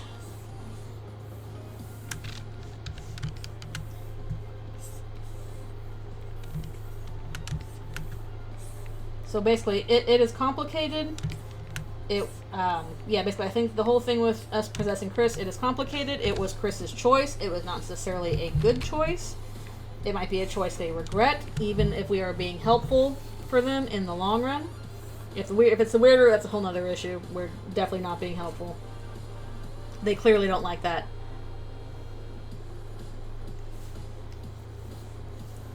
Yeah, it would be nice if one character was... I don't think we're having anybody that's evil. I think if there's anybody that's going to be past the point of no return, it's probably Carol. I think so far Carol is set up as like the most traditionally evil-ish, and even then that's still like there's clearly something sympathetic going on with her. It is most likely to be Carol, but even then that's still iffy.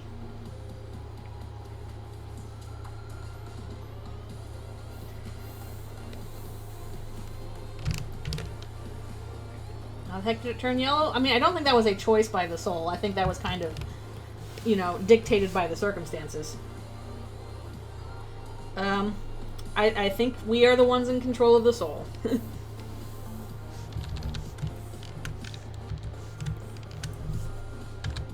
Is there anything the soul does outside of change color depending on the circumstances that we do not do with it?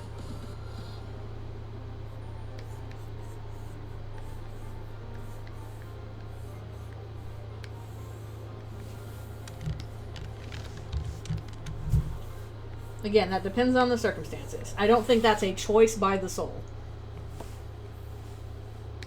The yellow is kind of unexplained. Yeah, at least green is like, okay, the circumstances have changed this way.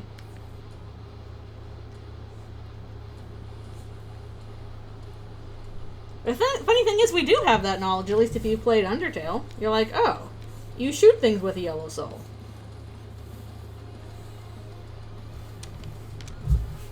Does the sun emit light on purpose? True. Is there a choice involved in that? Doesn't need to be.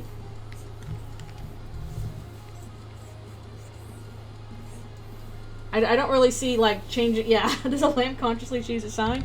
I don't think, like, emitting light or changing colors is necessarily a deliberate choice from the soul so much as it is responding to the environment so that we can play best.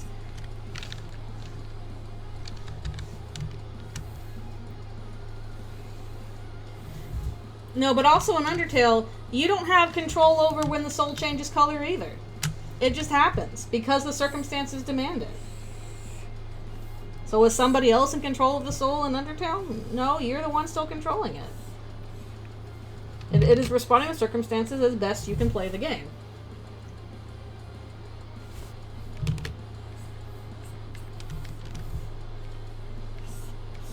You gotta shoot objects now? Okay, now you're yellow. You can shoot objects.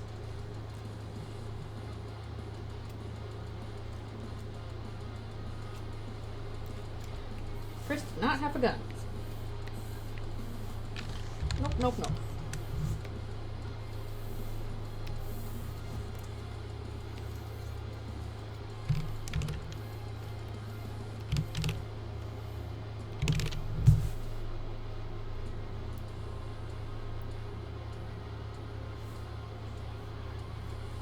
Dozen dance moves? I don't remember dance moves. I'm not sure what you're talking about there.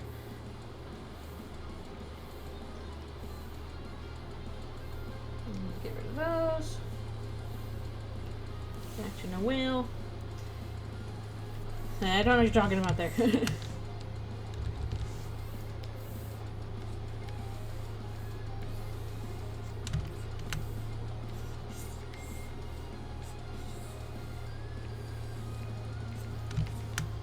At least in Undertale, it seems like the soul changes color because the monsters do that to you deliberately.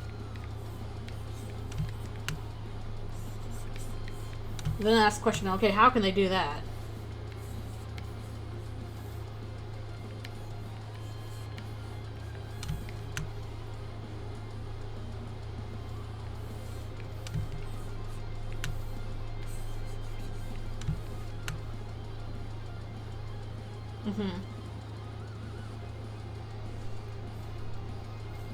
Red is default.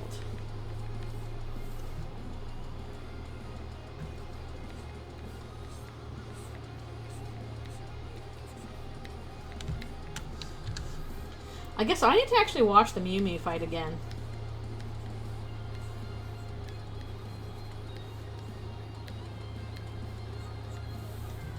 Excuse me.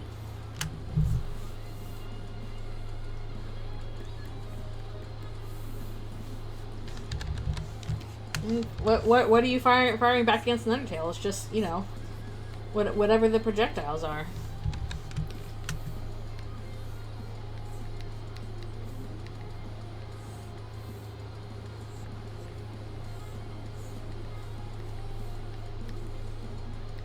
The power of imagination. Home of challenge pissing. Fuck you, Baltimore. I don't know that whole thing. Oh, just like Superman. Does she say transform with your phone? I don't know if she says that. I think she just says press the yellow button. And it also turns into a rocket pack. That doesn't change the soul, though.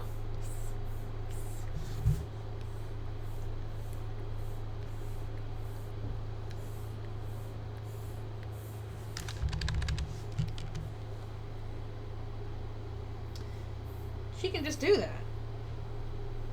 Also, can I just say I really appreciated Toby, like, talking well about Alfie's in the anniversary stream. He's like, oh yeah, she's a genius, she's really cool. I'm like, yes, thank you.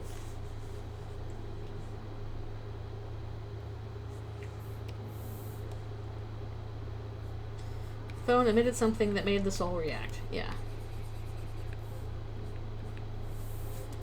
I really do not like the idea that the soul has its own autonomy, because that then leads into the idea of, like, third entity or Alfie's is, or Azrael is dead stuff, and I hate that shit.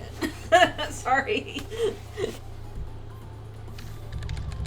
I think it just makes the most sense to be like, yep, we control the soul, that's us, that is our entry point into the game.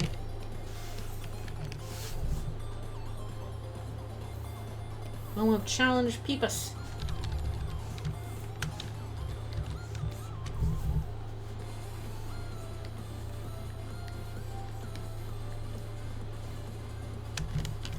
Bippies.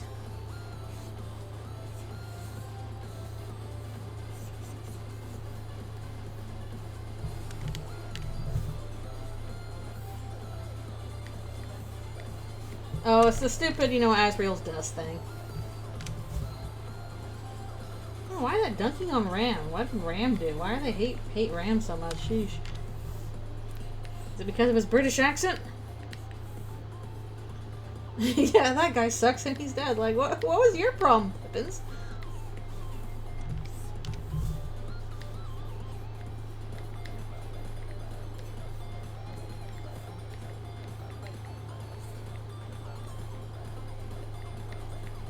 Let me draw Eldritch and Ram. Gotta figure that out. A bunch of characters I need to figure out.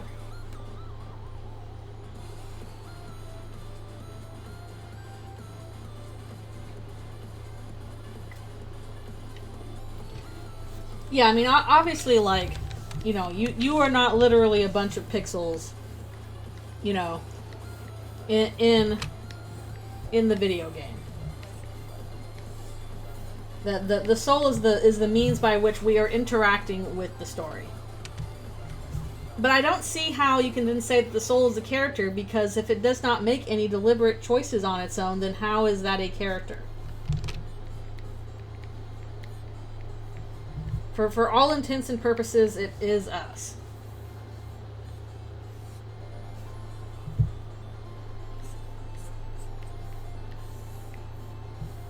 Does it ever do anything that we do not want it to do? Does it ever defy anything that, we do? At best, we might just not have the option to do something with it that is not the same thing as, like, being defied.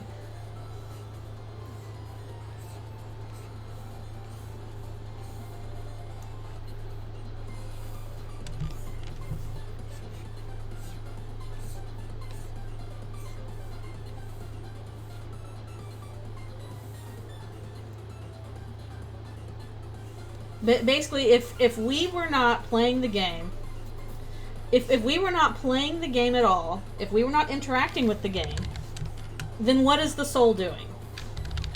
Is it doing anything at all? Aside from being there. And heck, we like, if we stop playing the game because of a cutscene, barely anything happens with it that way anyway. We're pretty much, completely out of control during cutscenes, let alone when we're not playing the game. Alright, I gotta stretch.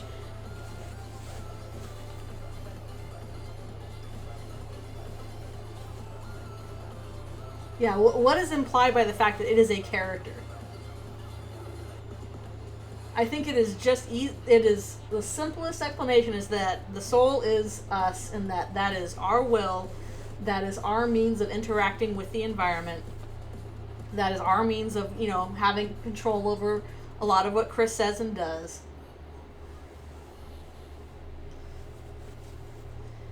Will Noelle finally make her move? I kind of think she will. I think it's much more likely to happen in this next Ferris wheel ride. What if the world was made of pudding? I don't know.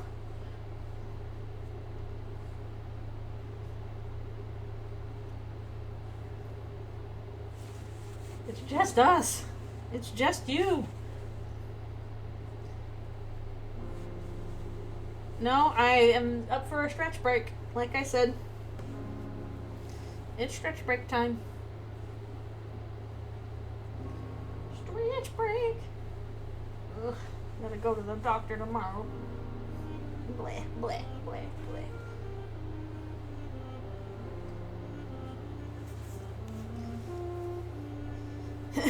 Yeah, the whole me button.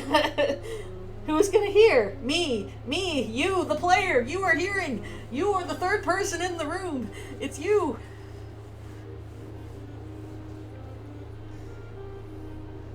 It was me all along. I don't think it has to be overcomplicated. I think the soul is just us. That is us in the game. That is the means through which we are participating in the story.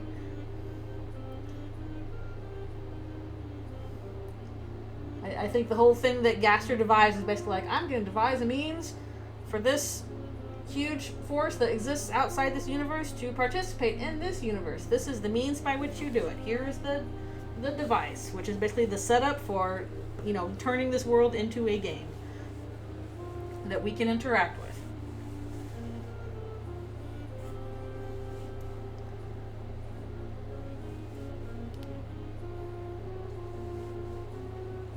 But have you considered that all the themes Toby set up is red herring for some random BS nonsense? Some theorizing really do be like that. If we take the author's word in good faith, we lose. Yeah, that is what bothers me. This whole idea that it's like, we can't trust the author. They have to be lying to us. And I'm like, who hurt you? You don't have to think that way. You can just assume that what we're told is true. Oh, yep, it's Scott Cawthon's fault. Okay, that makes sense. Damn it, Scott. That's true. Alright, I'll be right back for one more stretch.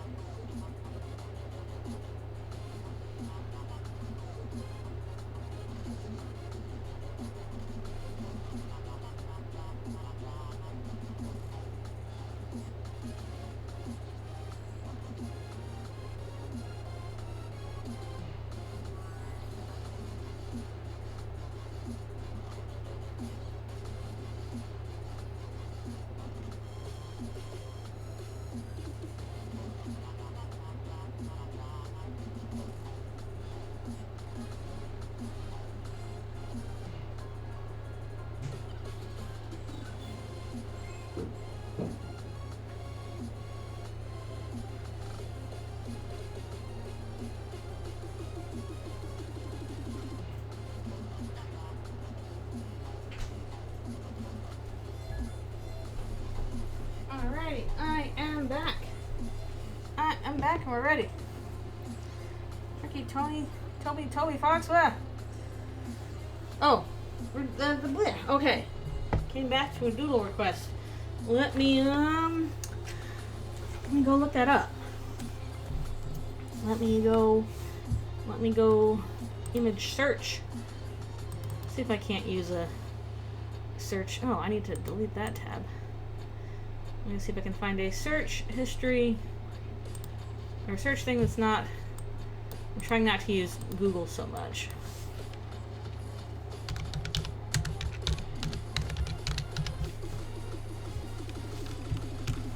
it.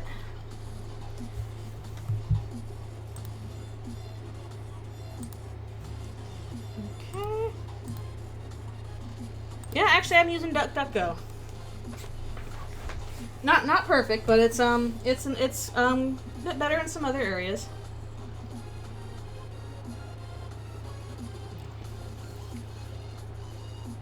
Not all of them can quite match well in terms of, you know, what I need image searching.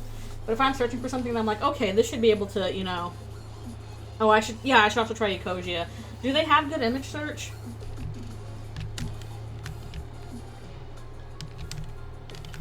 Alright, let's see here. Been a while.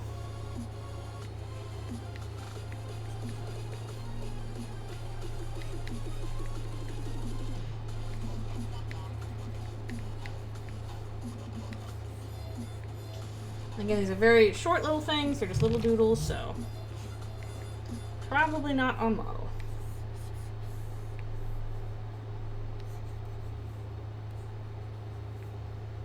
That's okay.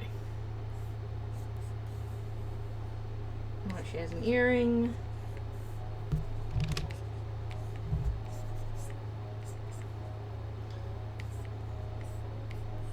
Still kind of miss the harpy designs, but oh well. Oh, she has a little birthmark. Yeah. Have to make her smaller to fit in with the others. Oh well. This is like my favorite core remix. I love this remix.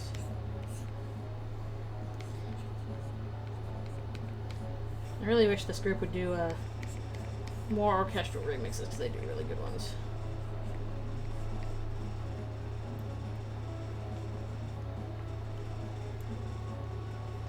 Okay, yeah, I should try out Ecosia more often. I am trying to avoid using Google because Google sucks.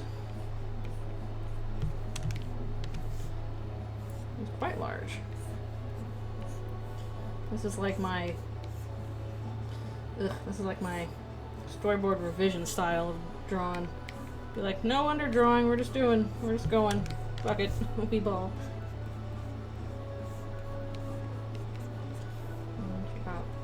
Burb legs.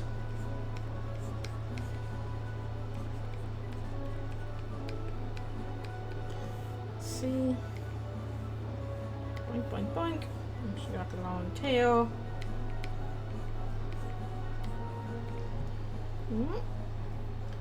There we go. Very large. She is a tall lady. Let's pull her down a little bit so that she can fit in. Right here next to... We're here next to our fox lady. Okay. There she is. Thank you for the request.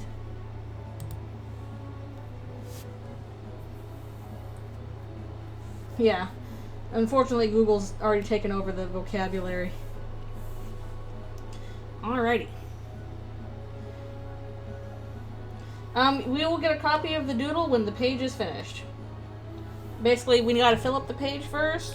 When that's all filled up, I will post and be like, hey, check it out. Here's the page full of all the doodles, so it might be a while.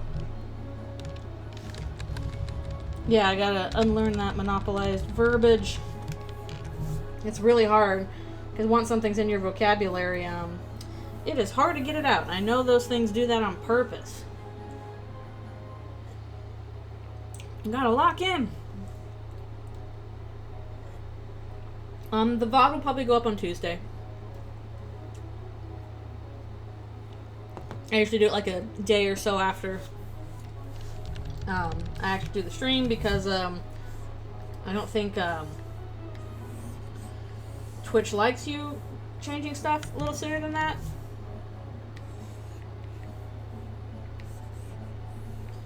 It's like you have to wait 24 hours to put up your VODs.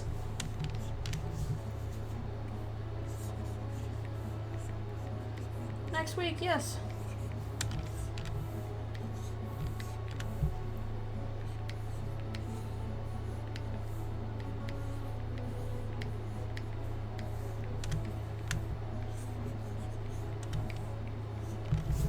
Everybody's like, quick, keep demanding doodles.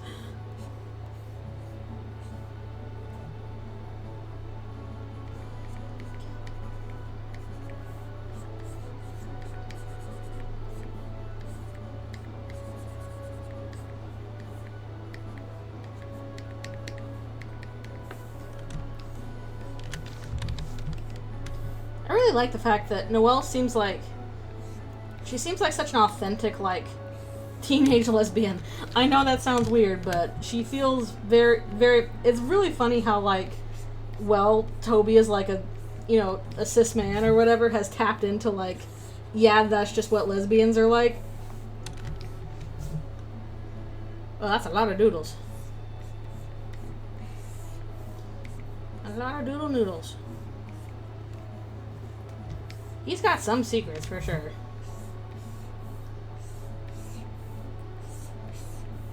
You cracked the lesbian code.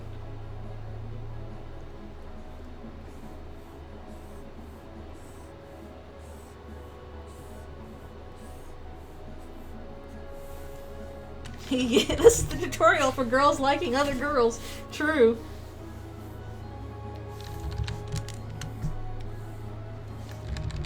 Just follow the tutorial, you fools.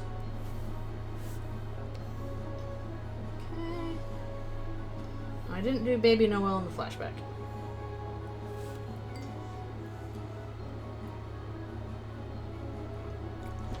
Under LGBT tutorial. My child, you must learn how to be a proper lesbian. And when the time is right, an old turtle will appear to you in your time of need.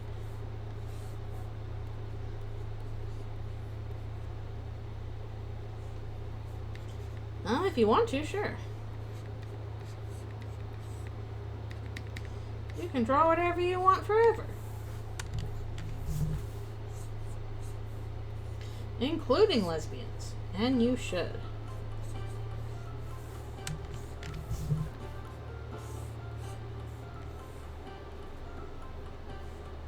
Exactly. Draw that Toriel Soroba. Be free! Make 500 lesbians.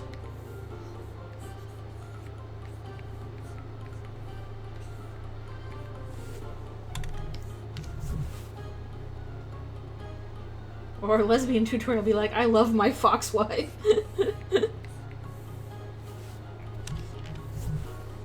I love my deeply caring but problematic mothers, who are also lesbians.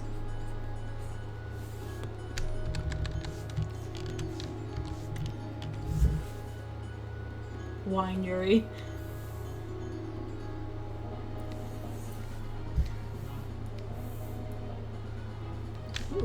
I do really like that, I think it was Bissia's headcanon, or whatever, that, like, when it comes to lesbian tutorials, like, oh, lesbian, oh yes, I'm just not practicing anymore.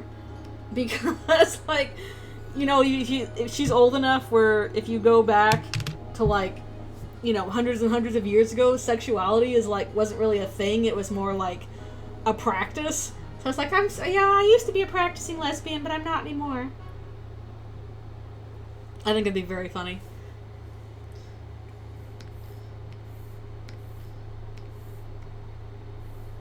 She spooked. Yeah, I think that's a funny idea.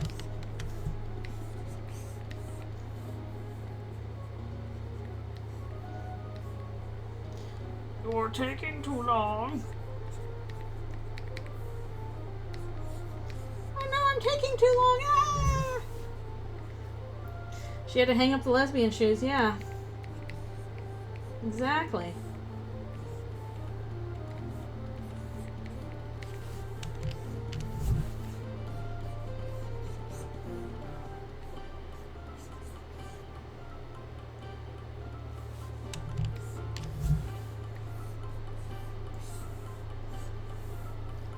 You win! Ooh, Martlet Soroba.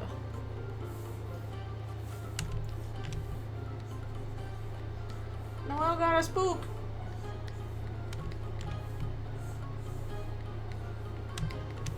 She got a spoopy.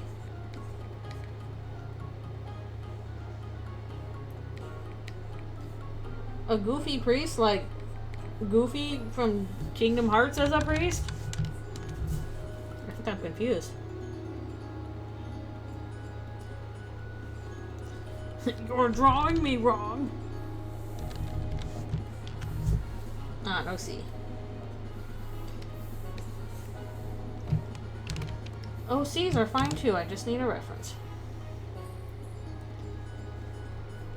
Well, you're taking too long to kiss Noah. Kiss Susie, true. Pre-scoop. Okay, pre-scoopful. Okay. Yes, that is where Goofy is from now. Kingdom Hearts. Don't correct me on this.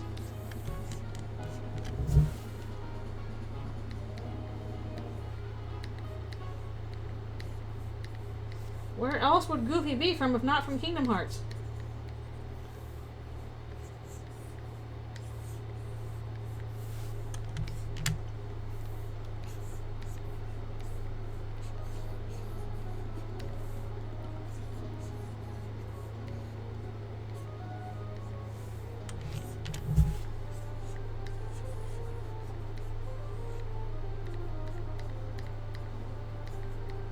Man, I don't know how many people remember this, but there was like a fan fiction in the Kingdom Hearts fandom back in the day that was Goofy / Aerith. And basically, wait, did I missed her? Okay, no, I have her freckles. There was Goofy / Aerith, and basically the author kind of wrote it to be like, I want to see if I can do this. I want to see if this is possible.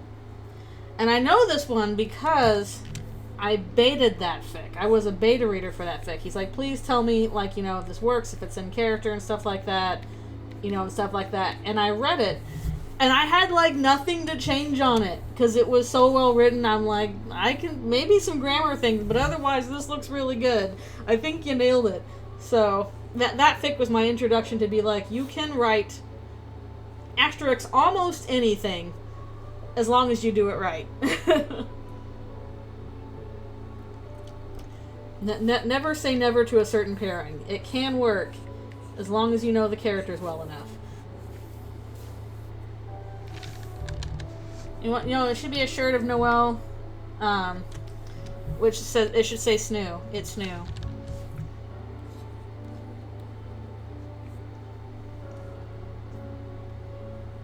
Did it have Goofy as a single dad? I'm trying to remember.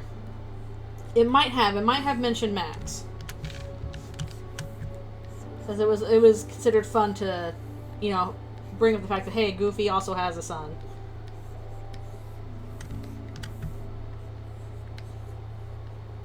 So it's been a long time since I've looked at it, so it might have mentioned that, but I'm not 100% sure.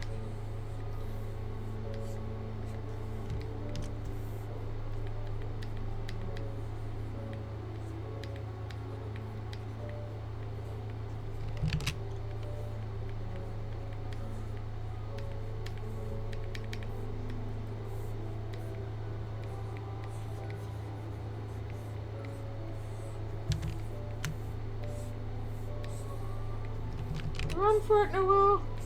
Or taking too long.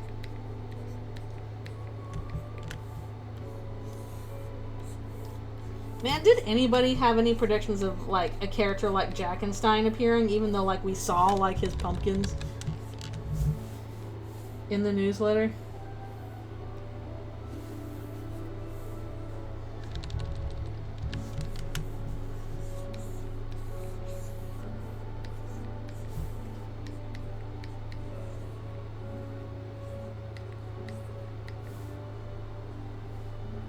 No one saw Jackenstein coming. Yep, pretty much.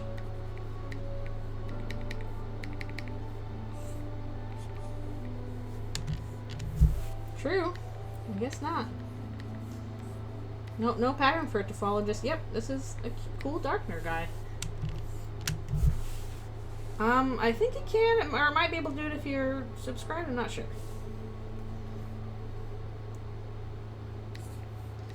Yeah, in retrospect, it's like, oh yeah, that works. Halloween costume. Every starting letter red. Like a Homestuck typing quirk?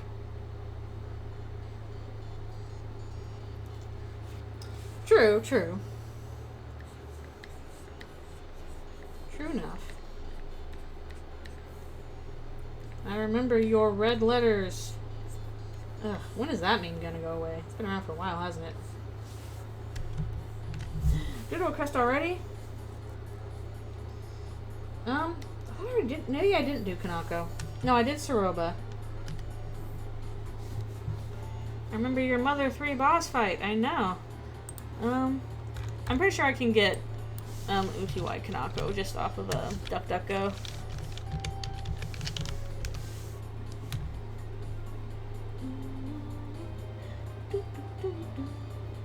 Alright, here's her sprite.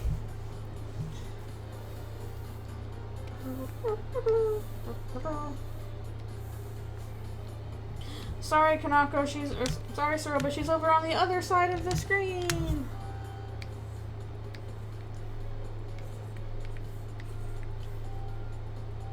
If I got it right.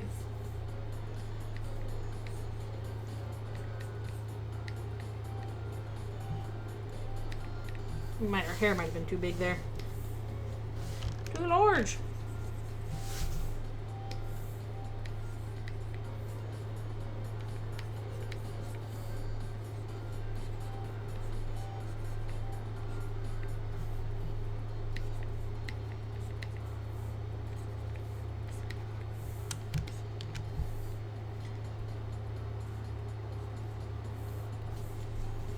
Whoop. Oh, I might have missed it, especially if you did it, especially if you did it like if I was doing stuff. Sorry if I missed it before. Okay, let's see. Trying to look at her sprite. No, not quite like that. It's got like a little thing, right? And she's got little sleeves.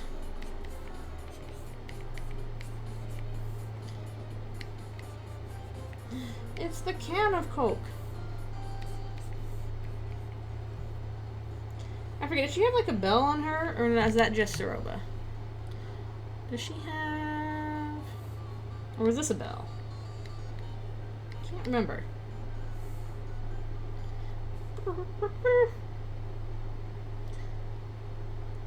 Also, got like a robe with little pants underneath it, I think.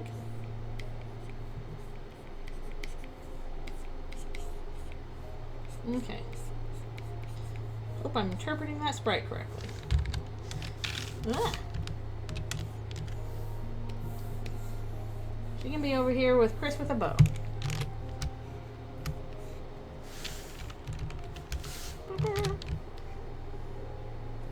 Okay, it's at her collar. She might at her collar put belt. She has bells all over her. Okay. Here's Belle. Little baby Kanako. Must be like the sleepy night. Okay, no problem. Glad you like her. She is a cutie. I don't think I've drawn her since that one like page I did of all the Undertale yellow characters way back in the day. Wrong hotkeys. She is very adorbs. A cutie patootie. We gotta get this bigger. I think I'm gonna have to put her arms on a separate layer so I can do some motion blur here.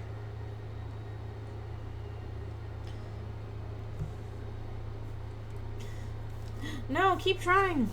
Draw the Kanako. Draw the can of Coke.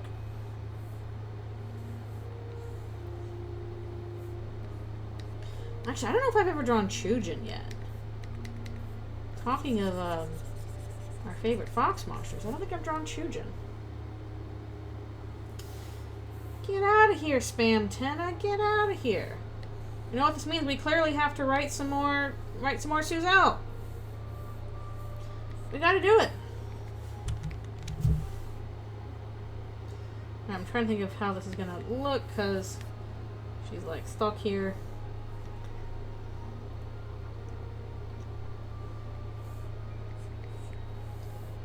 With her arms going up.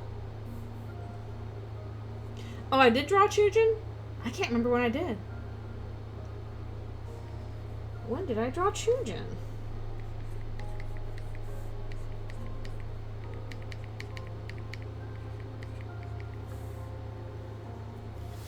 it's just a scary childhood experience. She's just like, I thought this thing was gonna come up and grab me, and so, like, you know, she's describing it and we see it.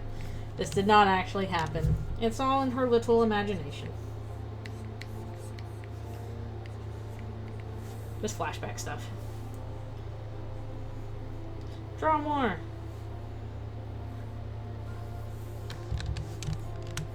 Okay, I'm going to, what am I doing here?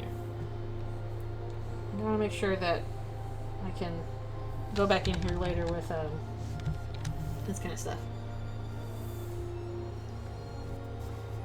Huh, okay, what was, I drew this?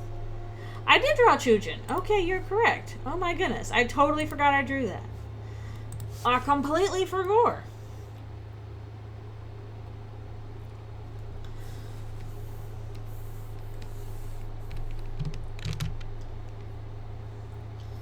Oh, okay, so it was an ask. Okay, that makes sense. Did I have star 2 times in a row? That's crazy. The powers of the... I'll do this over and over because... Like a little... animation set. Waving my arms in the air like I just don't care. Armin.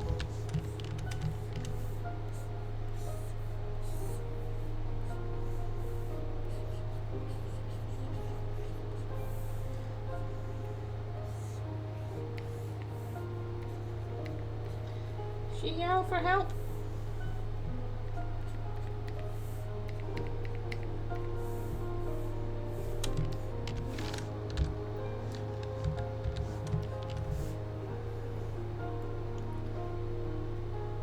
Oh, I was for a second I was like, what's AFAC? Herman.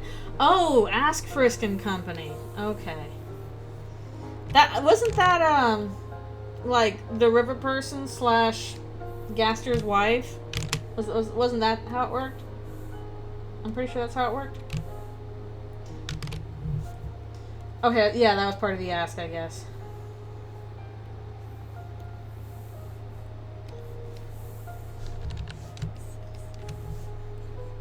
I don't know, I don't even think I read Ask Frisk and Company. I think I, like, watched the dubs for it a long time ago. And so it got up to some really strange places, like, yeah, the river person is supposed to be Herman, which is,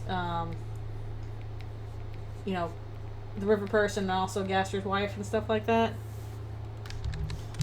And Sans and Papyrus's mom.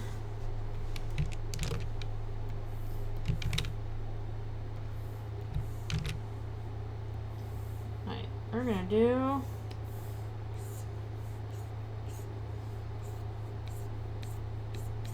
I'm gonna see if I can't just do a little motion blur here, and then we'll just copy paste that. It'll be a little faster.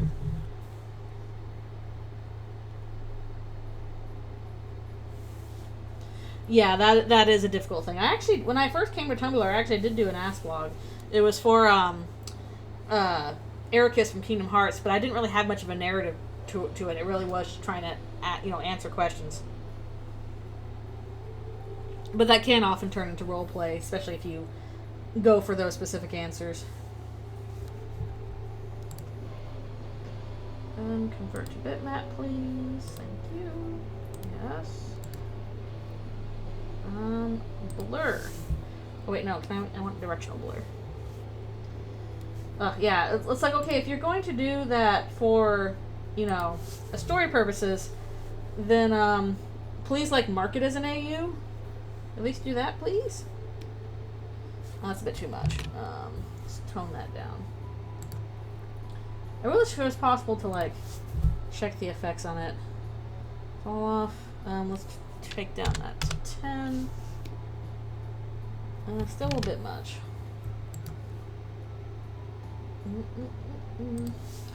Let's try 7. Okay, that works. Motion blur. I need to use it more often, honestly. I don't use motion blur enough. Smear frames. The power of smear frames. We love smear frames. I'm assuming I got all that.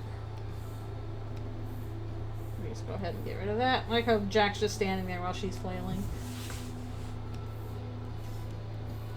Definitely normal.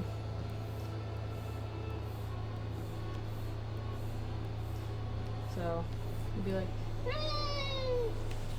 when it's done. Alright, when do I take my break again? I think close to it, because a lot of time has flown and it's already like almost time for doneness. We'll see how far we can get on this. I'm getting decently far. What am I on? Scene 9 out of I didn't do all of them, but I'm making progress. I'll probably be able to do more of this next week too. Unless I finish it before then, but I can always save it for next week. If people enjoy doing this, probably either that or something on Eldritch Rune's Ending.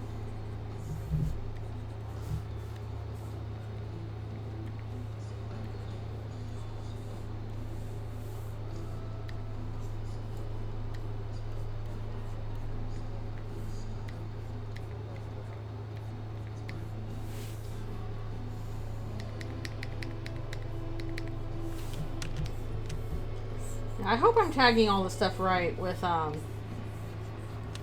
character stuff for Eldritch Rune. Like, I'll tag it as the character, but I usually will also tag it as like you know, Deltarune AU rather than just Deltarune. So people are like, okay, I just want the character. I don't want an AU version. They can block that tag.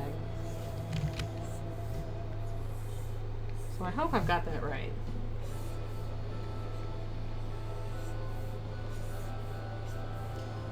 Tags can do incredible things. Also, apparently Half-Human Susie got added as a tag on AO3. I was like, wait, what? Really? Huh? Huh? Huh? I had no clue it went that far. Wait, what tag blocking are they doing? Also, I think I can pull this back in a bit. What are they doing there? Yes, okay, I can do her freckles, yes.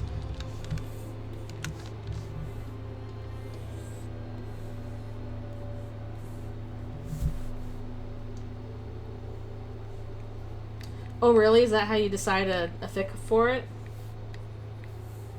Interesting.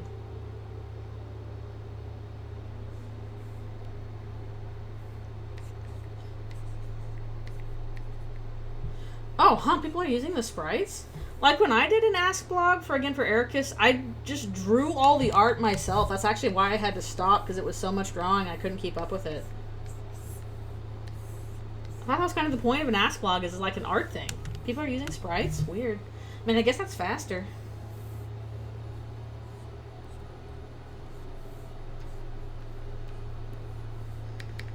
Oh, yeah, it's annoying that apparently there's so much of it. There's now more than Suselle, the canon lesbians. I'm like, okay, fandom.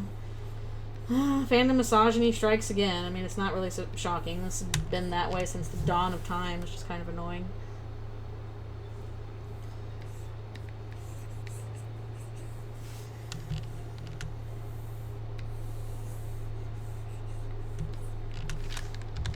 You lost sprites, yeah. I guess that makes sense because, like, for Undertale Deltarune, you do have access to, like, here's all the talk sprites, here's, like, a text box generator. So, that does make it simpler. And again, drawing takes time. I can imagine if you had the option to do that and not draw, I guess that's not surprising people would do that. But for me, I was always like, oh, an Ask blog is something where you are drawing. And yeah, that's why I couldn't keep up with it. There was a lot of drawing.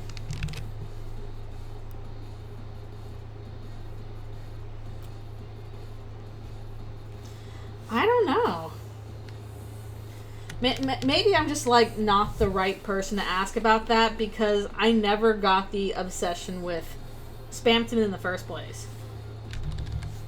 Like, people really wanted to do stuff with him and, like, super deep analyze him, and I'm like, he's a weird little guy to me. Like, yeah, of course he's got depth. They all do, but, like, I don't know. Just not hitting my buttons. I don't really like this weird little gremlin man. It's the Sansei, you guys. I don't know, at least like the Sansei, like, they didn't turn him into a weird little gremlin. They made him like cool and edgy and, you know, oh, this is, you know, but especially if they like take away his perma-smile, like they basically made him into like, you know, edgy white boy. Which, like, that makes sense. I'm like, I feel like it's kind of harder to do that with Spamton. I don't know. Maybe I'm just not in on it enough. Yeah, people like toxic, messed up couples, I guess. Is that the problem? Is, like, Suselle too wholesome for you? But, like, you know, skill issue. Just go weird route if you want that. You don't even have to go outside the weird route. They've got issues they need to work out. Susie is hiding something from Noelle and stuff like that. Yeah, that could be it. And like, even I'll think, okay, yeah, tennis fun and cool. But I don't know, I just haven't done much with him either. I haven't done much with like the Darkner characters in general. I feel a little bad about it. But just the Lightner characters I find more interesting. I find it like way more fun to speculate about them than I do the Darkner characters. I don't know why that is.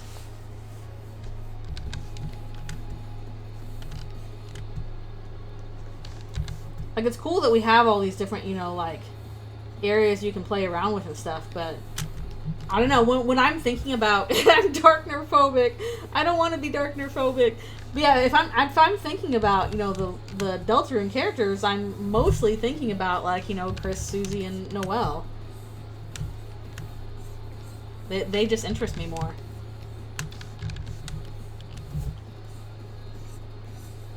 Don't say that around Susie, she'll be mad. They ain't real, but technically speaking, at least to us, like, you know, but both these characters are fictional. To our human eyes, but both Susie and, like, Lance are equally fictional, but I just care about Susie more. Except Rouse, yeah. Interesting how Rouse seems to kind of, like, straddle that line. I mean, it might just be a thing of, like, who we spend the most time with.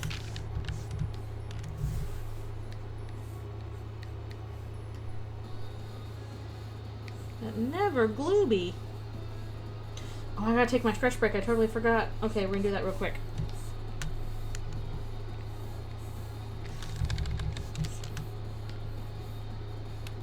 Susie being a silly.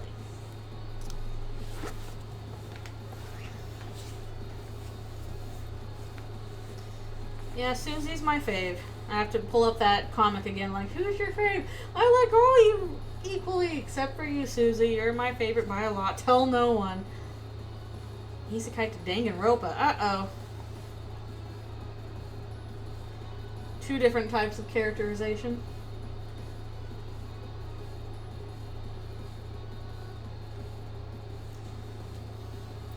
I say, don't let Susie catch you being Darkner phobic. She'd be like, excuse you. That's my friend you're talking about.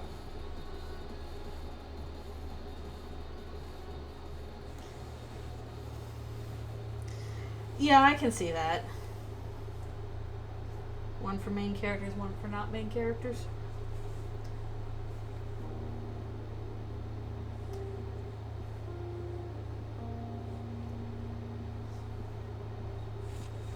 Yeah, some people like super duper latch on to like characters that we have much more limited info on.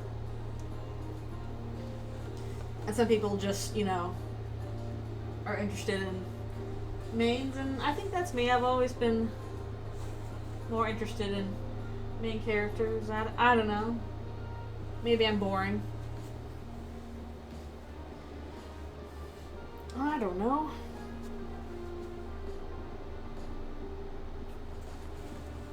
Rouse is very interesting. I imagine he's only going to get more interesting as we go forward. I gotta catch up with Psyculture's playthrough. I'm very interested to see how he reacts, especially once he gets to chapter 4 stuff.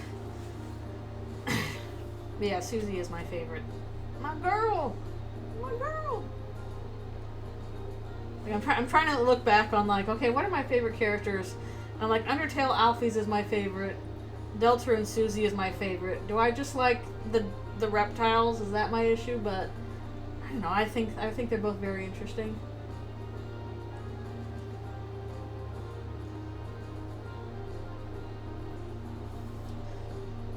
I just appreciate all these reptile lesbians.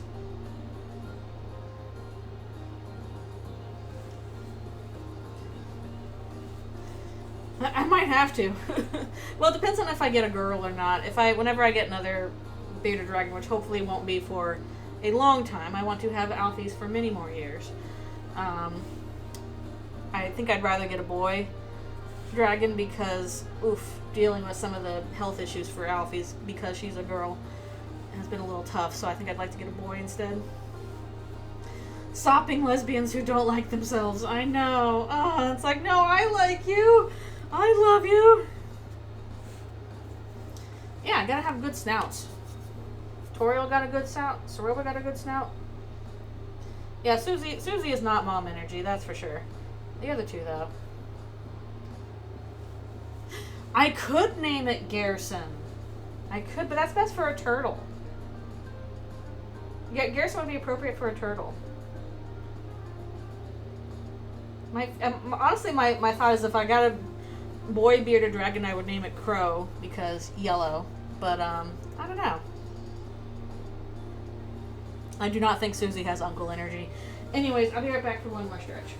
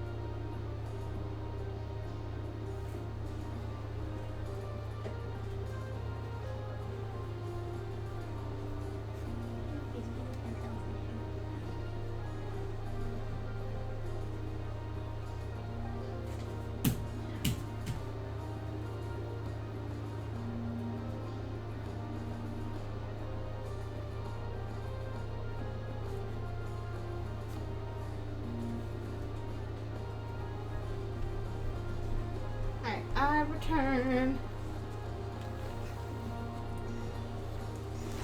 She wants to grill and chill, true. Susie, if the plot goes in a wild direction, you all were expecting trans Rouse, but it was me, trans Susie, the whole along.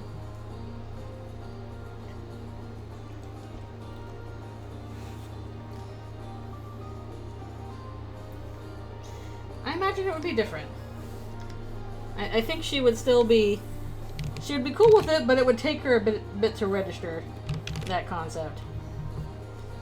How much boards you got left for this animatic? We are 40 minutes out of about... Or 40 seconds out of about 2 minutes, so there's quite a bit left. I haven't done all the roughs yet, though. We're not going to finish this today. Might do more of it next week. Depends on how far I get over the course of this week. Let her cook. Let her grill and chill.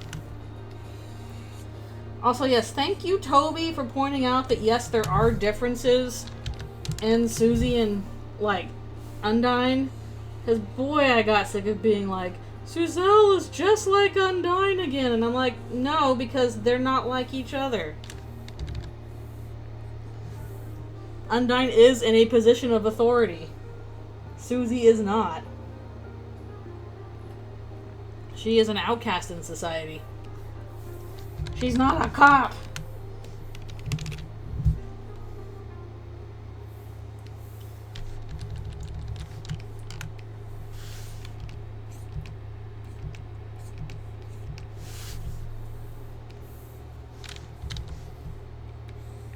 Just let her grill and chill.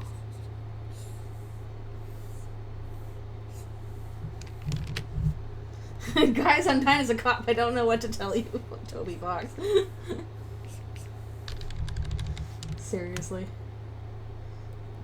Pull that over a bit.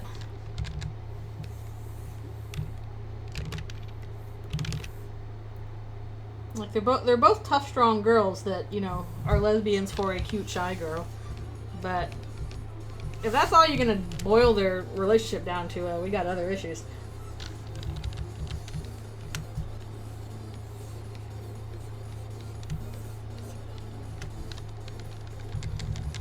So since the song just came on, weird that we never got a song that might play if you fight Sans, huh? That just never gonna happen. It's just there. Booty being the silly.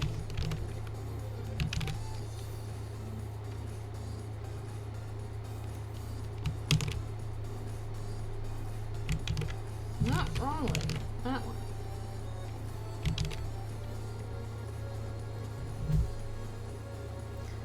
Oh, thank you.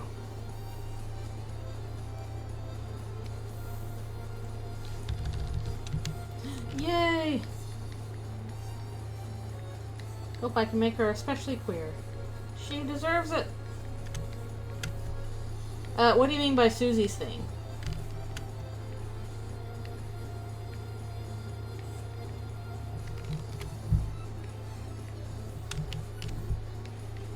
I mean, we might get a flashback for her. Then we might get that in any chapter, really. Yep, Megalovani's association with Sans was too powerful. Couldn't deal with it.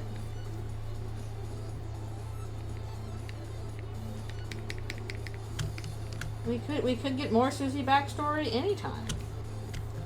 There's definitely things she's keeping from us.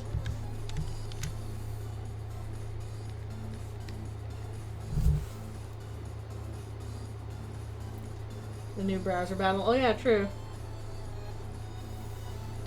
Do you think they would refer to, if they refer to her as queer? I don't think so, but also I don't know if queer has the same association with that in the Deltarune universe. I think it depends on how it is said, because I do find it interesting that Susie's like insult of choice is freak. Like that's what she uses against Chris all the time.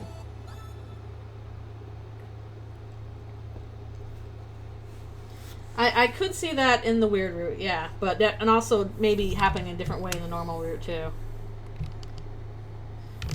True, but it's one of those things of like, okay, is the history of homophobia and transphobia the same in this universe as it is in our own?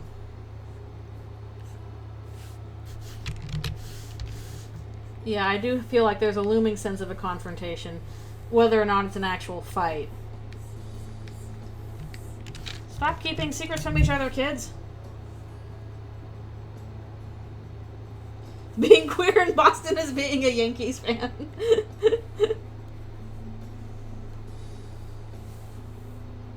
Somebody asks Susie, "Are you queer?" She's like, "No, I don't like the Yankees." The Sox, man. This does mean Detroit exists. Can't have shit in Detroit.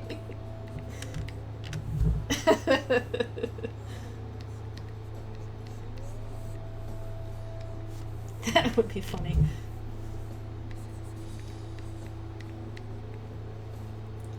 When you make a Detroit Dark World, you have to make it in Detroit. It's just exactly the same.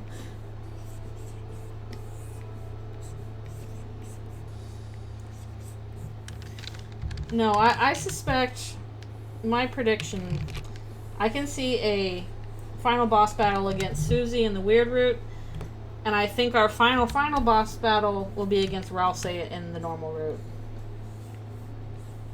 And it will be heartbreaking and sad.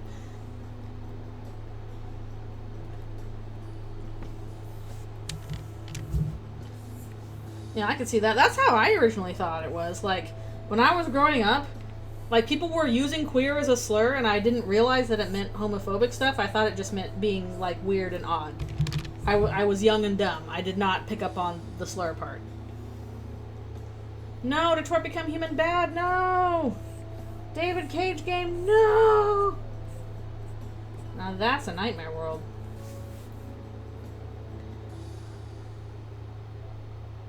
Oh yeah, that's a change in it, because, like, queer used to just mean, like, weird. And gay used to just mean, like, happy. Language, it changes all the time.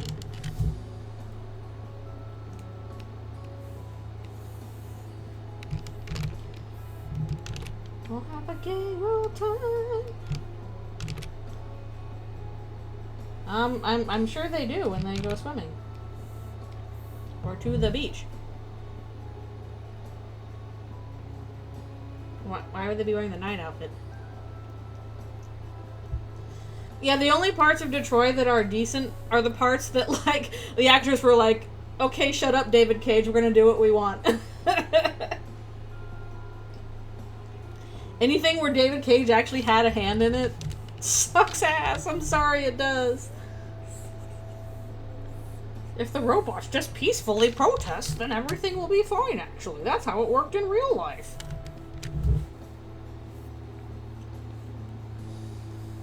Okay, here's a thought. What do you think of the chances of an underwater Dark World in the lake?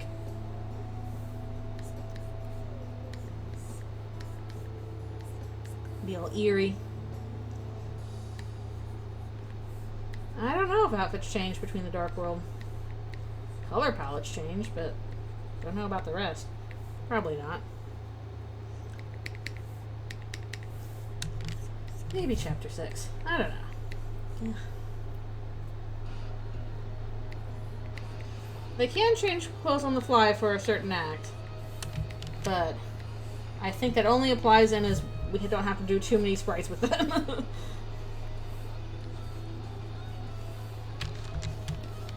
Let's limit our sprite artwork thing.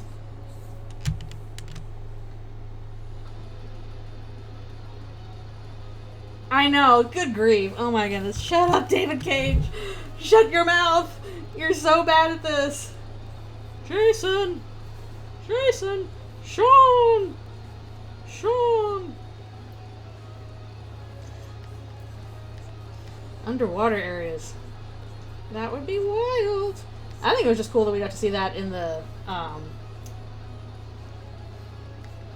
anniversary thing.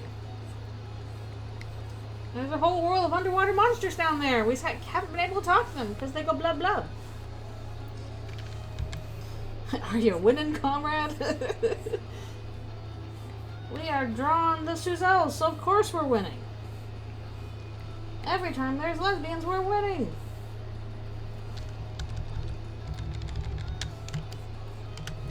Yeah, that one is like, I don't know what's going on with the Song from the Sea. I do not know. It is a heckin' mystery to me. What does it mean? Tell me!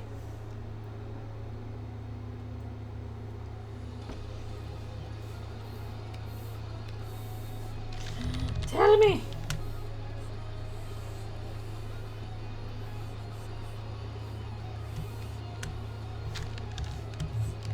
Yeah, Ruff being a Jevil fan. Spampton taking all the credit. His greed sickens me. Okay, Unknown, skip it. I'm sorry. Pick a different game. Please do not give David Cage any more attention. Please do not. Any other game. Spampton's like my freedom motif now.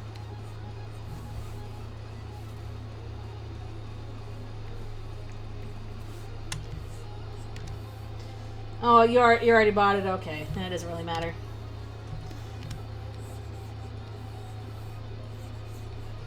Still, I don't know if you're going to be that much fun to play. Again, the best parts are the detective and the robot.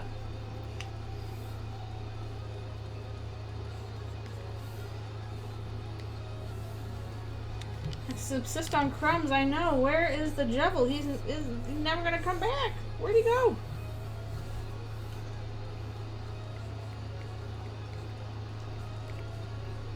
He's just chilling. He's gonna sleep for the next 100 years, I guess.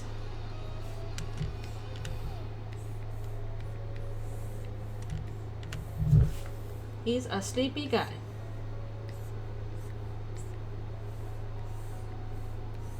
Even though we know apparently, like, secret boss people can come out of Chris's inventory? Oh goodness, what if we get another boss rush? No, I'll die. I'll die and die and die. Deltarune 100th anniversary. So in 2118.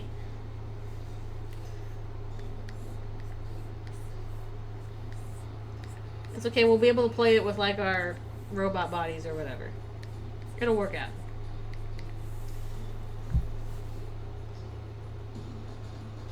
I guess Jevil might be a little bit of a tricky thing to deal with because that's not another character that was designed by Cano Teens.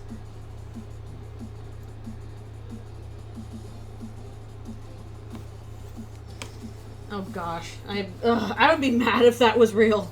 I would be legit like, Toby, shut up if that happened. No, thank you.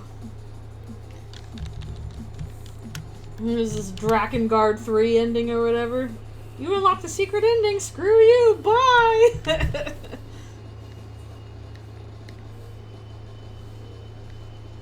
Hope it was worth it, nerd. I've never been able to beat the Undertale credits dodge. I've never been able to get far enough. I'd have to practice so much. I'm not good at it.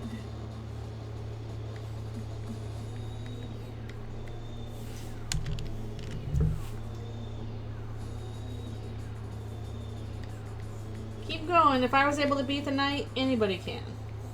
I'm not a good bullet dodger. I still got through it. I think this is a amalgam remix. So of course there's going to be little bits of Earthbound in there.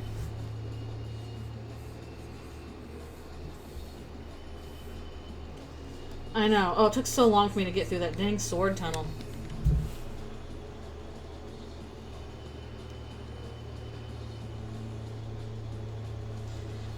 Yeah, just, oh my gosh, I cannot do the credits dodge.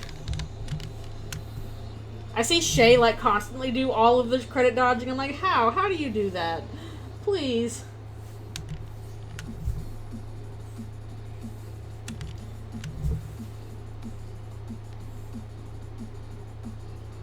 Oh, the diamonds? I feel like I can get through the box splitting okay. As long as I'm like, okay, as long as I can find a corner and stay in there and just like maneuver my way around the corner. It gets really hard when it does the diagonal box split though.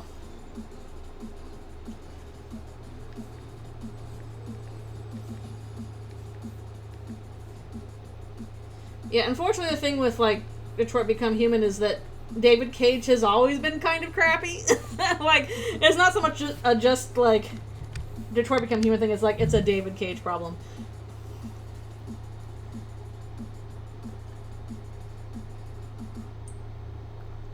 Yeah, at least with the Knight you can keep retrying and it's like, okay, I'm in the zone for it. I've never gotten all of the ball game either. Yeah, Omnicron. Oh my goodness. Nightmare World.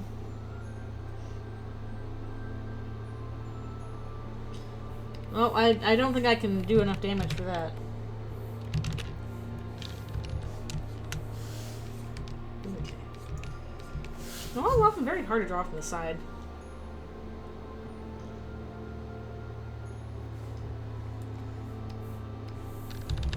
Yeah, circling sword's also hard for me. I feel like with circling swords is the one where I'm like, okay, I cannot be talking. I have to pay really close attention to the circling swords.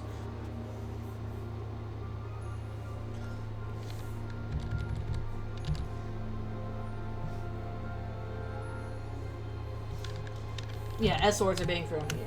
That one specifically. Just anyone where the swords are like, choo choo choo choo choo.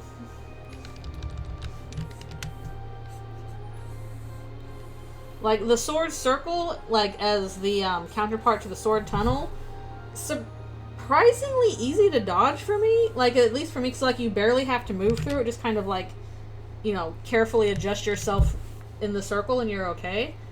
But, the choo swords, those are just, those are insta-swoon on that for a lot of times.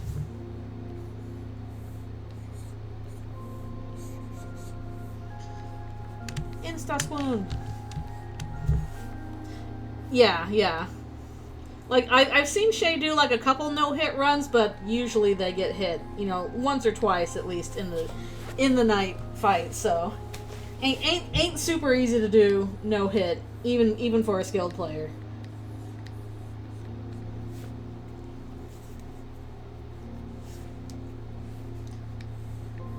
I'm sure once we fight the knight again, we'll be better equipped to do so. I don't know, you got a lot of stress to deal with.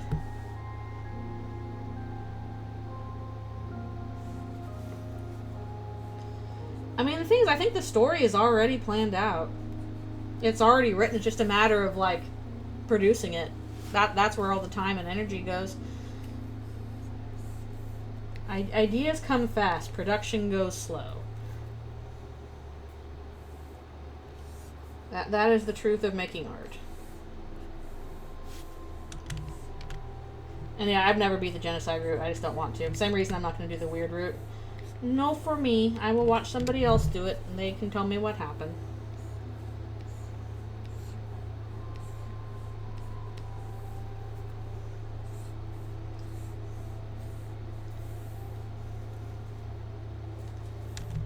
Oh, yeah. In terms of, like, dealing with, like, the fandom, for one thing, I thought it was extremely funny. He's like, I learned a lot from Homestuck about dealing with fandom. I'm like, I'm sure you did, my dude. But, yeah, adopting strict online persona and just, like, leaning into that, that's really how you gotta do it. Separate your personal self from the self the internet knows. This is just, in general, good advice.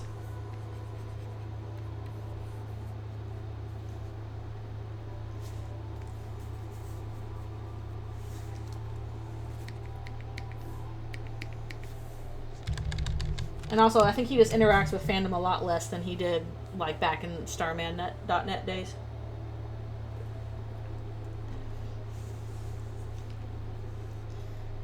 Yeah, exactly. Just seeing the interaction with Andrew Hussey is like, okay, I think I'll avoid that. Yeah, what to do, what not to do, pretty much. Noelle is reminiscing a bit.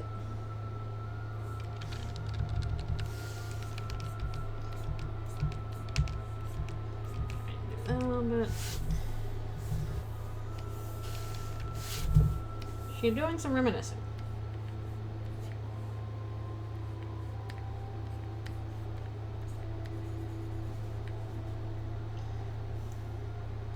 Yeah, we're never going to see Muffet because that was a Kickstarter back character. So, I think there would have to be, like, renegotiations on reusing the character again. So it's just simpler to not have them be there. I'm scarier than Gaster. Oops.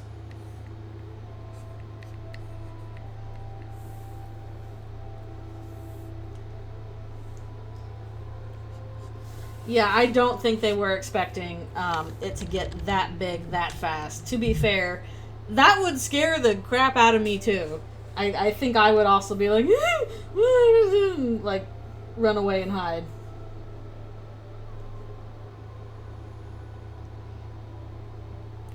How to seal gray paint so it doesn't smudge on things. Exactly. All important life lessons.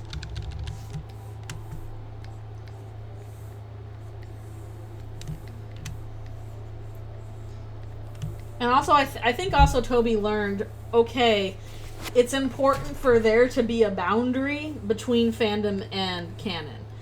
And that's part of that's because, you know, that's Homestuck's nature. You know, if it's a audience participant, yeah, the audience participates in it. So that's kind of inevitable, but then that kind of, like, just continued on and on with stuff like, you know, Homestuck sequels and epilogues and Homestuck Squared and whatever, and, you know, Paradox Space Fandomverse stuff, and I don't think that's a good idea.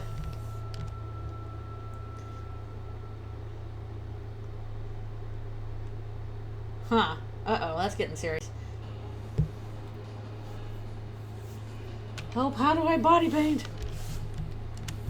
I need to be blue dabba-dee dabba-die. No, sorry.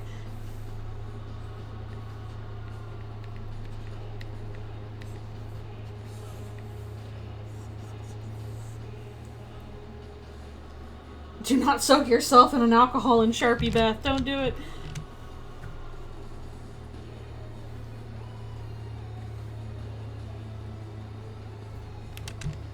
Wait, when did Toby put his foot down?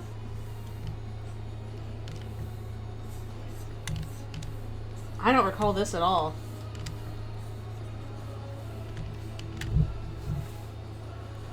I feel like the only times I've seen him, like, get involved are, you know, when it's like, okay, this is something deeply serious. Or, you know, this needs to stay separate.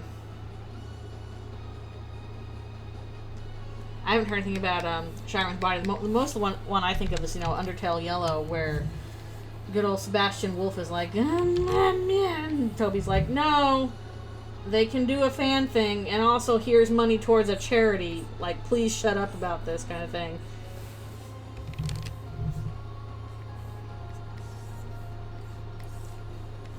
But the whole thing of, like, there should be, like, a fanverse initiative. Yes, I did see Fat's post the other day, and I was like, oh, good, they're still kicking. I'm glad that they're still doing stuff. Glad about that. That's some early stuff.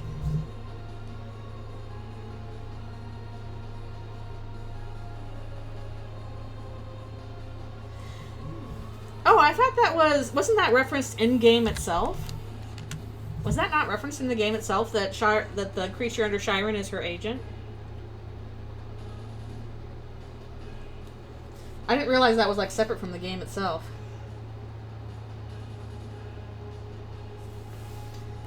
And that's the hard part, is having life calm down, yeah. Life tends to get more complicated as you get older, unfortunately. I've learned that. Yeah, I'm glad Fats is doing okay enough, well enough to draw. Always important. Oh, 3D stuff's fun. Okay, it's easy to miss. Okay. Because, yeah, I remember hearing the Chiron's body as her agent thing a while back. I will say it's then a little weird that Lemon Bread is supposed to be, like, part of Chiron's sister, but the parts used are from the agent. So, ugh, but, oh well. I don't know if there's any way around that. Maybe we just can't see it from that angle or something.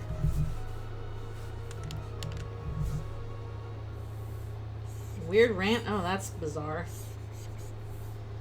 Also, I feel like Toby would be the last person you want to go on about body image, because there are so many characters in Undertale and Deltarune that are fat, and they're fine, and they're cool, and they're good. Like, they're just chubby, and that's great. Like, we do not have a body positivity problem with Undertale Deltarune characters. Most of them trend more towards, like, fat or normal than they do skinny.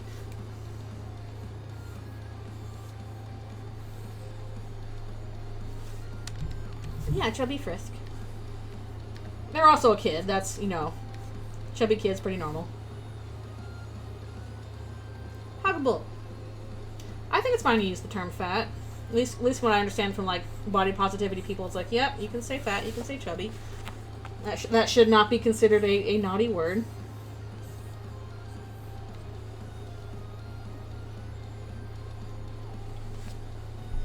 I feel like I drew Frisk neither fat nor thin, just kind of child.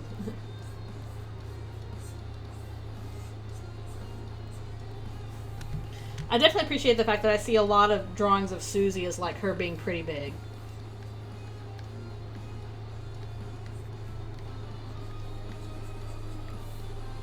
You see more large Susies than you do, like, skinny Susies, for which I am grateful.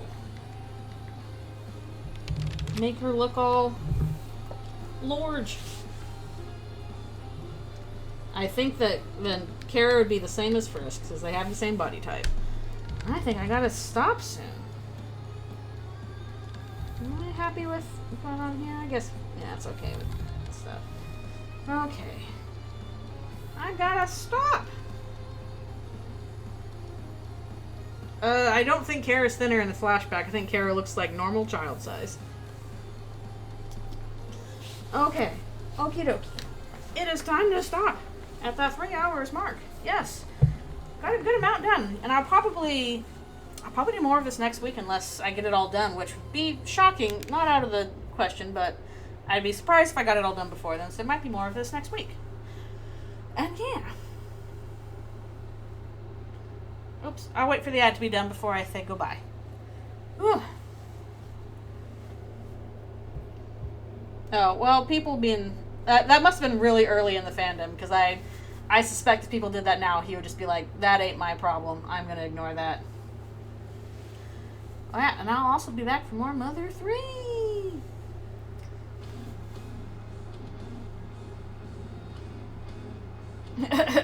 Very nourished. Oh, I'm sure we'll have more to talk about. They are chubby and most nourished. True. Toriel feeds her children. That we know for facts. Anyways, I'm going to go feed myself some lunch. Not as good as Toriel, but it'll be something. Please go get some delicious food for yourself. And yes, there will be more Mother 3 on Friday, and then probably more of this or something else next week. As far as I know, we will continue on. Alrighty. But yeah, thank you guys so much for coming to the stream and chatting with me. It's always very fun. I'm having a good time, and I hope you like this animatic when it's done. Anyways, I hope that you guys have a great rest of your day. Again, more next weekend. And yeah, I will see you all next time. Alrighty, and see you later.